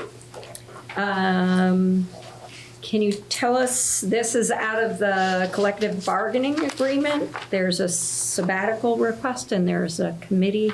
So you have to form you'll hear more about what the sabbatical request is if it comes to you. But for right now, sabbatical requests have to come in by November 15th. We have one, and so you need to form a committee. The committee needs to consist of 2 teachers, 1 administrator, 1 board member. I reached out to the association saying, do you have teachers that you'd like to recommend be on that committee? I didn't say you had to do that, but it's sort of a nice thing to do to work with the association that way. They reached out to their membership and would recommend to you that you nominate Brian Kennedy and Julie Hinman to be on that sabbatical committee. And I think that makes great sense. I'd be happy to be the administrator on that committee, and you need 1 board member. Do we have a volunteer that would like to be on that I can do it. committee? Okay, Great. so Rachel, So your motion is, I nominate Brian Kennedy, Julie Hinman, Michael Clark, and Rachel Fish to be on the sabbatical committee. So moved. I'll second. okay, all those in favor say aye. Aye. Aye. Did you want to Any have discussion? opposed? Oh, any discussion? Oh, we didn't have any discussion, uh-oh. Thank you, so No we'll discussion. back up. Is there any discussion?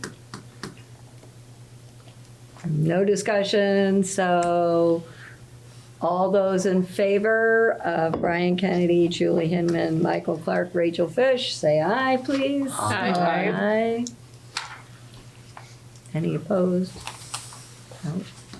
Any abstaining? Emil. That was Emil. I would say so Okay. moved, but Rachel, you need to. It's sort of your signature move. I was like, I'm gonna get a meal also. Well, here, there's going to be a couple more opportunities. I jump on the bus bid and I'll get us. So, Michael, can you let us know about the bus bid and the request? So owning the bus company, owning your own buses means that you run a bus company, means you have to replace buses. You generally have replaced 2 buses every 3 years. In the last 3 years, you haven't replaced any, or this year would be the 3rd year without replacing. So it's time to replace 2. You have plenty of money in the transportation reserve account. And we went out to bid already for this. There were 3 bids that were in your packet. Should you want to see them, we did not print those for you, but the electronic version of it that's online has them. And the recommendation was to go with the Kresge bid, which was in the amount of, I didn't turn to my right page to be here. 364, 363. They were the ones that had the 264,000. sound systems of Okay. radios, right? Camera Yeah. systems and Yep. stuff. Ann's got it, had everything set up. That's the one we're recommending that you go with. And so I think we need 2 quick motions from the board on it. One motion is to approve accessing the reserve account to spend that money. And then you just need to approve the bid. I guess the bid could have probably been in the consent agenda had you wanted it to be, but. I do have one quick question without, I did not look closely to know whether or not these buses have lithium batteries. They are not electronic, they are not electric buses, and Right. would assume that they have a lead acid battery for the starter and whatnot. So we need a bid, or we need a motion to use $264,363 to pay for 2 new buses From the transportation reserve account. from the transportation reserve account. So can I have So someone moved. make that motion? You got Martha? Martha moved to that, Second. seconded by Ryan. Discussion. Any discussion? I put it in We there. trust you made the right choice. Me too. That's exactly right.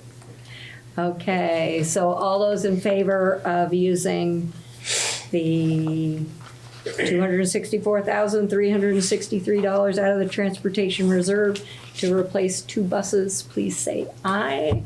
Aye. Aye. Anybody opposed? No. So it's passes. Okay.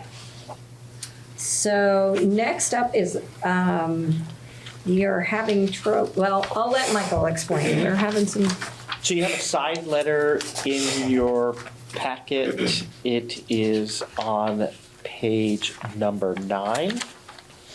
And we are at a spot where we are currently down 3 custodians. And we have a 4th who is likely to go out on family medical leave. Out of how many? Not a lot. Right? With this problem in mind, Bob and Wes have reached out to different companies to say, hey, would you be interested in being, would you provide custodial services? I reached out to the association last week, and we did something similar with SLPs last year. The unSLP position. That is hard to say, surprisingly. SLPs, huh? So speech language pathologist. And so the association graciously said that they would allow us to do this with the same conditions set up in the side letter, because these are union positions. So we're essentially filling temporarily up to 4 union positions with a contracted service. Those contracted services, essentially, it's Brookfield and Braintree is where the contracted services will be, and that allows us to move the custodial staff into RES, RU, and RTCC. Would these temporary contracted people be required to do background checks, just like everybody else? Whole thing, yep. Yeah. These are your after-school custodians. These are the people who are in the buildings when there aren't kids in the buildings. They still go through the background checks and whatnot, but they're not the people that you're bumping into during the workday. So what I'm looking for from you on this one is a motion to approve the side letter, and if you want, it already has my name on it for me to sign it on your behalf. If you want someone else to sign it, change the motion. I move to approve the side letter as it is. I'll second. Do we want to add an amendment that says that Michael can sign it on our It said as it behalf? is, so it's got me as on it. is. Okay. Oh, so there's no board signatures for anyone. Got it. Sorry, I missed it. Okay. Any other questions or discussion? Okay, all those in favor say aye. Aye. Aye. Any opposed? No. Okay. So we are moving on. Did you vote? Yeah. Yeah, okay. Just the next agenda items really quick, just reminder, the online training, so it's by Zoom with Jeannie and Deb. We don't have one in November, so the next one is going to be December 4th. So has everyone been getting, I think Michael's been sending out a reminder. Have you been sending to email a reminder? Or is that coming directly from Jeannie No, and it's coming, I'm Debbie? forwarding what they sent, so they're sending it to Okay. me, asking me to send it out to our board. Okay. So just look for that. A couple of us went to the VSBA. Our 2 newest board members, don't know if there is anything that remarkable that you learned that you want to share, or? I really enjoyed learning about student representation on boards, which I've seen before in other school districts that we've been in. I think it's a really great way to allow students some leadership opportunities and just a way to get involved and to kind of hear more from the student body, which we don't get to hear from as much. So I think it's an interesting thing to think about in the future, if it's something that we might be open to. One of the things that was kind of a theme for the overall presentations of the week, 2 days there, was on the dynamics of trust within the community especially. And it was really a pretty powerful presentation done, in my opinion, with the district in the western part of Chicago. I don't remember the name. the districts per se, but that's where we're from. And just some really creative kinds of dynamics that took place, but behind it all was a large factor of building trust within the community and within the schools and within the community. And so I think that's essential ingredient for a healthy school, is that there be that kind of background and backdrop for the educational process. I could elaborate further if you wanted, but I don't really think that it's necessary to fill the time. I appreciate some of the things that have been happening recently with the Herald in our session tonight. I didn't see any articles that followed after the last one when they were here, but I do think that is an important piece of the equation that we need to continue to foster. All right. So I'm going to move on. We have the two EL reports. So this is a second review. So we're looking for a motion to either accept or reject these reports. And again, you're hopefully had a chance to really dig into Michael's interpretation and the way that he was showing compliance and whether or not you felt that he showed enough compliance with those reports.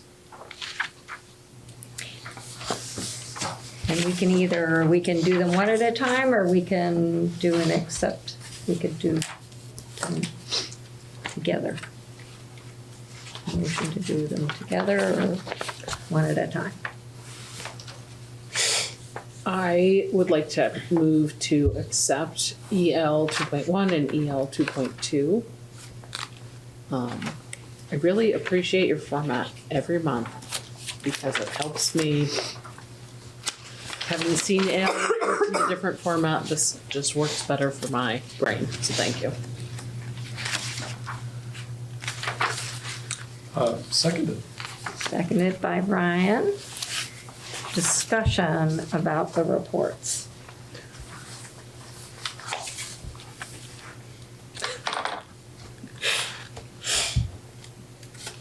Good job, Michael. Are they getting easier? These two were hard because the first time I did them these were some of the first reports that I did for you, and Emil did not like them, and they were 9 pages, and one of them was like 9 pages, and the other one was 6 or 7. I thought I had to write a book. I think I wasn't the only one who didn't prefer to read 9 pages. It was true. It was true. It was true. You all were nice about it, though. I appreciated it. This is definitely one of the monitoring and the process there is getting easier, but it's still harder, right? This is not something that what you have with policy governance is kind of special in that it forces real conversations, and trying to boil that down, because what I realized when I had to go back and do it, and I had to read the 8 or 9 pages to do, I didn't like it, Emil. Right? And trying to move it into this format, it was like, man, you used a lot of words to say not a lot of things. So, yeah. And again, I appreciate that I'm getting some of the credit for the format, but that really was Jeannie brought that around. And it changed for me because then I didn't have to follow in somebody else's format. Because the other thing that happens with this is it's not a lot different. I can't imagine that it's a lot different from year to year. So I imagine that once I'm in and I understand, it will become easier. And it's mine, so I'm not, right? I had to give you 9 pages because I didn't want to just say what the last superintendent said. when I get to do it in a new format, I'm not just doing that, so it was a great break. Nice. So you got a motion and a second on the table. So we got a motion and a second. I was panicking. I was like, I don't think we voted on this yet. Are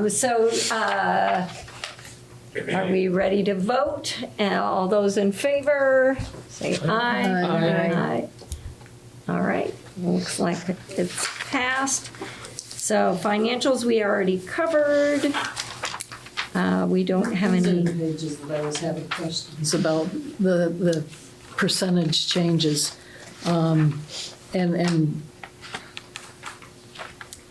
Robin just left. Yeah, well, that's where I was going to, I do still want to talk to her about the things that I was looking at there. Because I really would like to see on something like this, and I noticed it was in earlier reports as well, and it's been ongoing, but I was only, I only got my feet wet last time.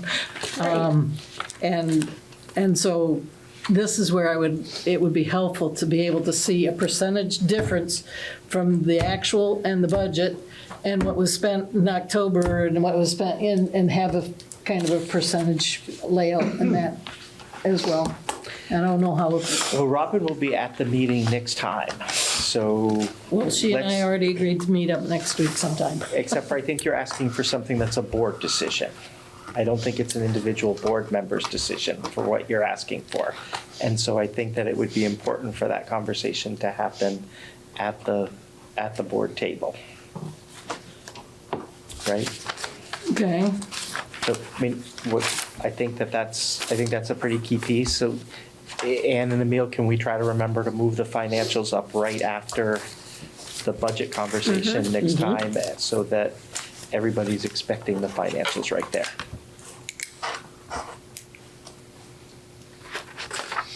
I'm not clear what, maybe I don't need to be. But what are you asking for? In this last one, it did have all the percentage differences from the columns there. Yeah. And I'm looking for something to be similar so that I can easily spot and be able to ask, why is there such a huge, have we spent all of our money for field trips and so on in October? I don't remember exactly where those numbers lay. Those are what the percentages are, though. So you're saying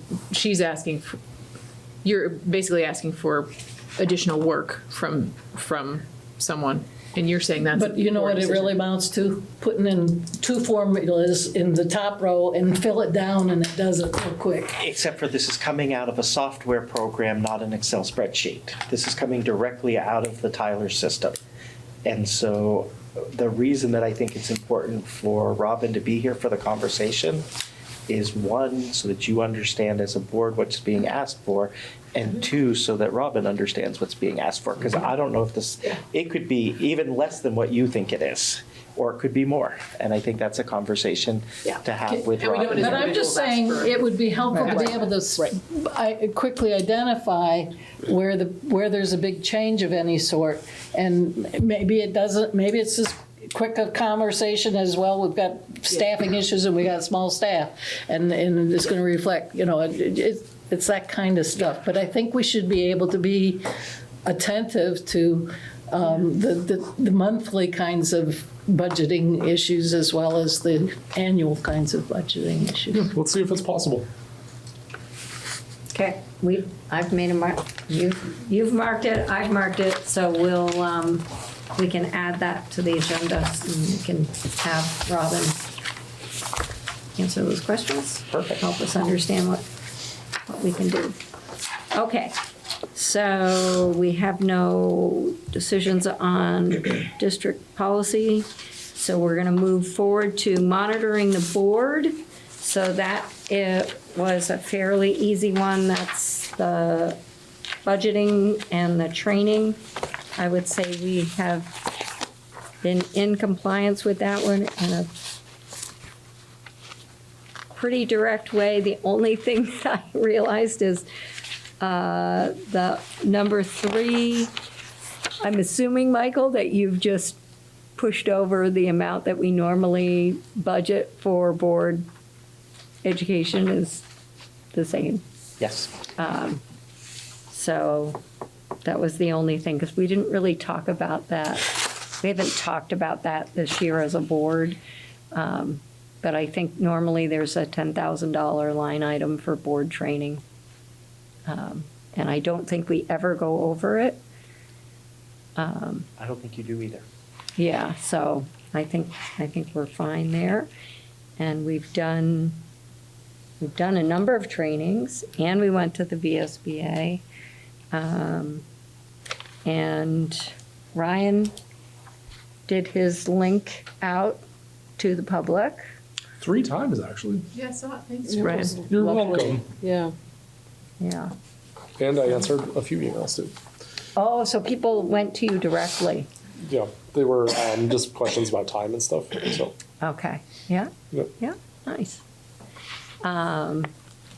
So, and that was, and I think we did a good job. We had a number of people here for our November meeting, so I think It was a good job. we're trying to. Congratulations. Thank you. We're trying to. I'm really earning my salary here. Your big bucks. Anybody, in looking at this, anybody feel like there's a particular area we need to do more with?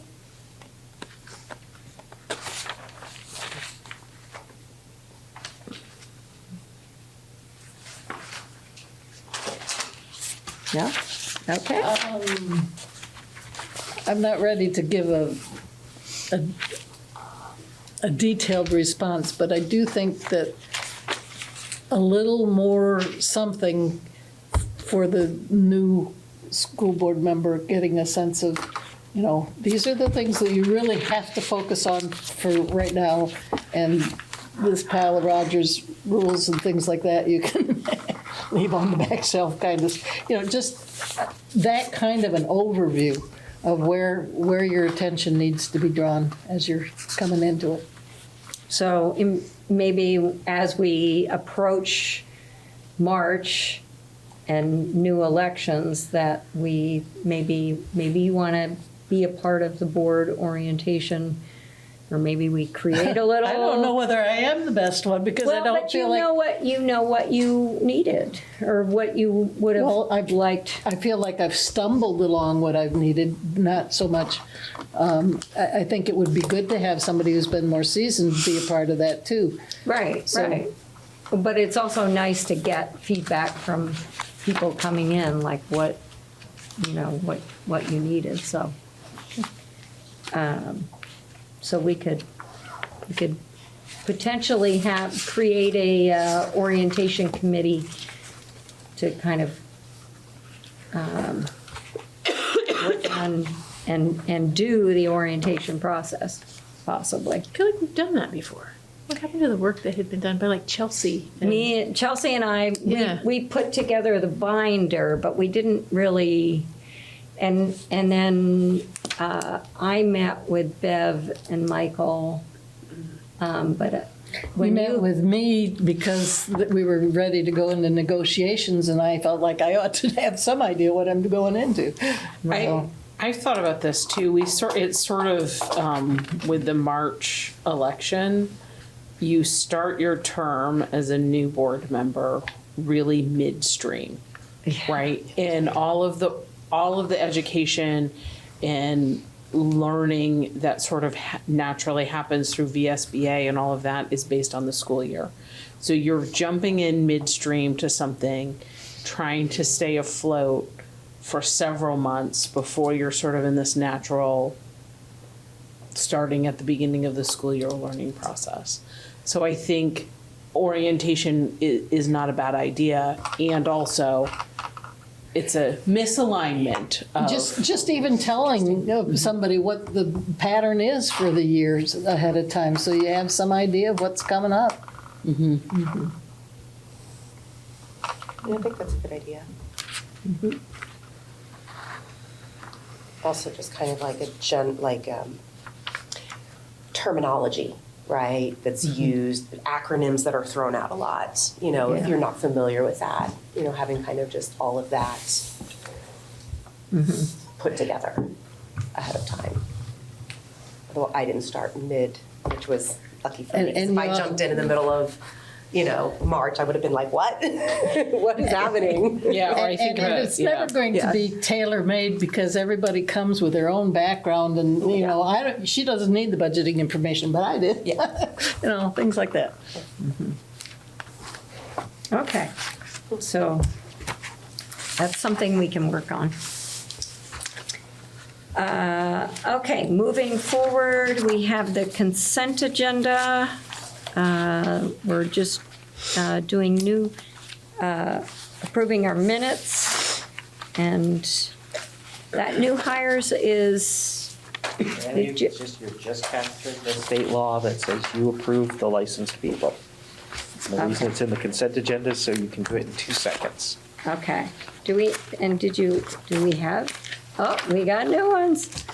There they are.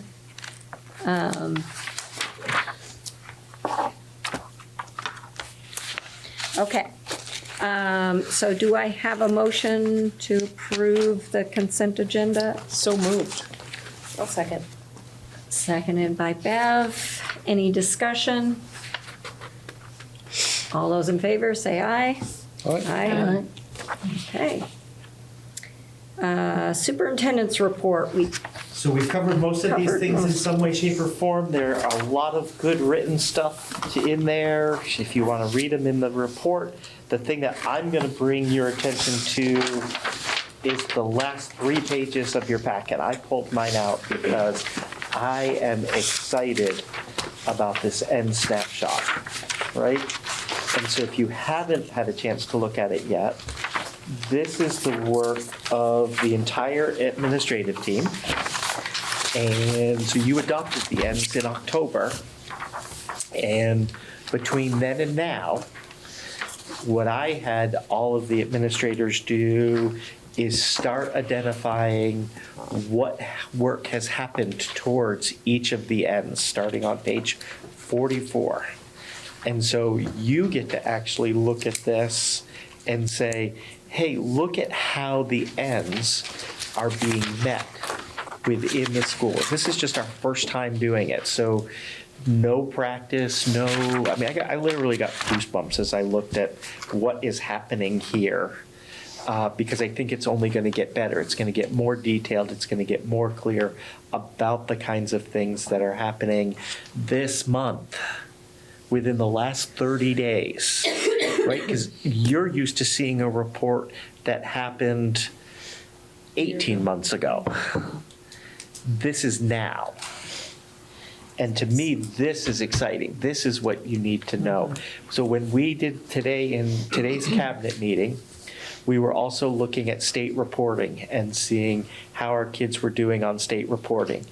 And there's a correlation right between the easy pickings that were happening here and our state results, and you could see it. So I don't expect to do much with this on a regular basis. I expect to put this out as information to you so that you can see it and know about some of the exciting things that have already happened. Just us?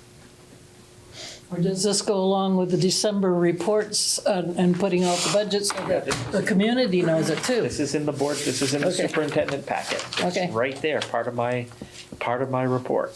So we're really transparent about that. The community gets everything that you get except for what's in executive session. And I either give it to them, like the board packet. Todd updated it this morning with all of the different pieces that got added in, so that is up to date, with the exception of what got added 2 hours before, and that'll show up a link to that'll show up in the minutes. So, for sure, I'm right there with you, Martha. I think the community should know that this is happening, and this is not everything. Right? There's no way that we captured everything on the first go. I suspect that what's going to happen is, just like I've developed a system for principals to share with me how we're meeting the ends, I think principals are going to share with faculty and staff a way for them to share how they're meeting the end. I think this is going to get more robust in the next 4 months. I think it's going to be really cool. And I think it's going to change the way that the annual ends report comes out, what it looks like, how that goes. I don't see this necessarily directly in the monitoring, which is why I put it in my superintendent's report and didn't want to talk about it at monitoring. Okay. But it is I do think it is an informal form of monitoring. It tells you what you should be expecting to see in the report 18 months from now. I like this, I appreciate this. Yeah.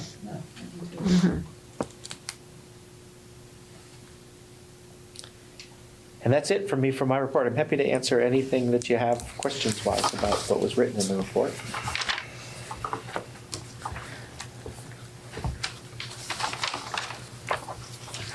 Any questions?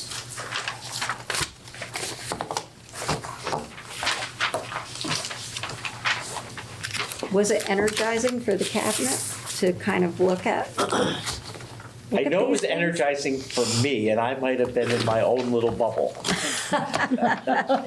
It's okay, I'm not usually in my own little bubble, but I think you can, between the Up for Learning, and it was the press release that went out just before, so if I were gonna bring you to another page on here, it would be, like I pulled these last 3 pages off, and now the back page is the press release about the work that's happening tomorrow with the listening session. So I'm like living my best superintendent life right at the moment. And we're in budget season, right?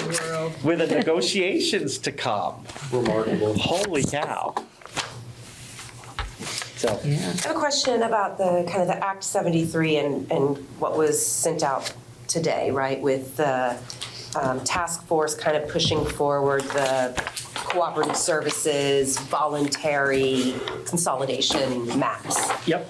And what does that mean for us now? I mean, I'm sure we have no idea when the legislature will actually make a decision on anything.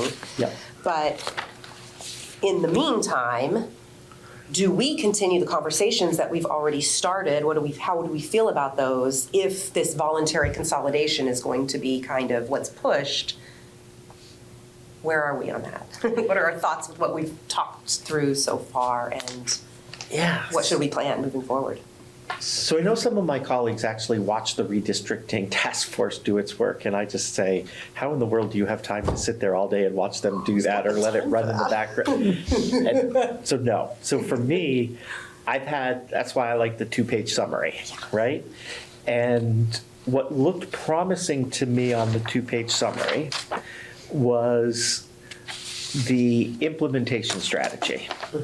And this document recommends a multi-year, staggered or staged implementation plan. Phase 1, assessment and regional planning.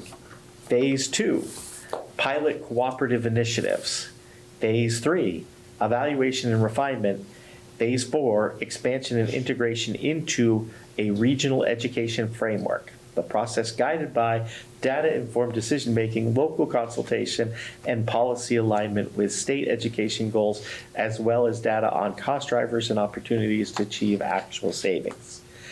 So they are thinking about a real implementation plan there, right? It's not just, hey, we're going to draw some random lines and shove some random people together to accomplish what we want to accomplish. So I mean, I don't know what's going to happen with that, but that for the first time, I'm reading a document coming from one of the state.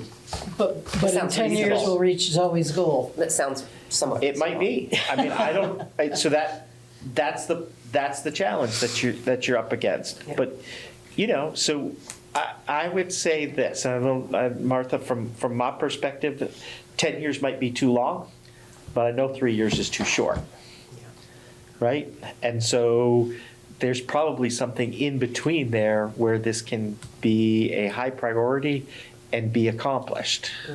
For me, I know. But it still leaves plenty of room. I mean, you've been hearing me say all along, I think it's very important that at least the elementary, and I'm hearing reports that it should perhaps be the middle schools as well, somehow hang on to local control. And I'm nervous about that. Sure. 5 districts having any sense of local control. Maybe they will, but, I want to make sure that that gets embedded into the fabric. Yeah, and the preface to this was I'm not super up to date on exactly what this means and what this looks like. And quite honestly, I'm going to have enough of a knowledge to kind of understand what's going on, but I'm pretty convinced that whatever the one thing that I think I can say is the legislature will not adopt as whole cloth anything that the redistricting task force puts out. Whatever the redistricting task force puts out may or may not influence the ultimate what happens, but they're not going to just lift one of these plans and say, you guys nailed it, got it, we're going to do that. That won't happen. Yeah, that's probably guaranteed. There's a first time for everything. I wouldn't count it out. I mean, I'm a pretty good cook. I'll bet you dinner. I've given legislative testimony. I know how it's going to go.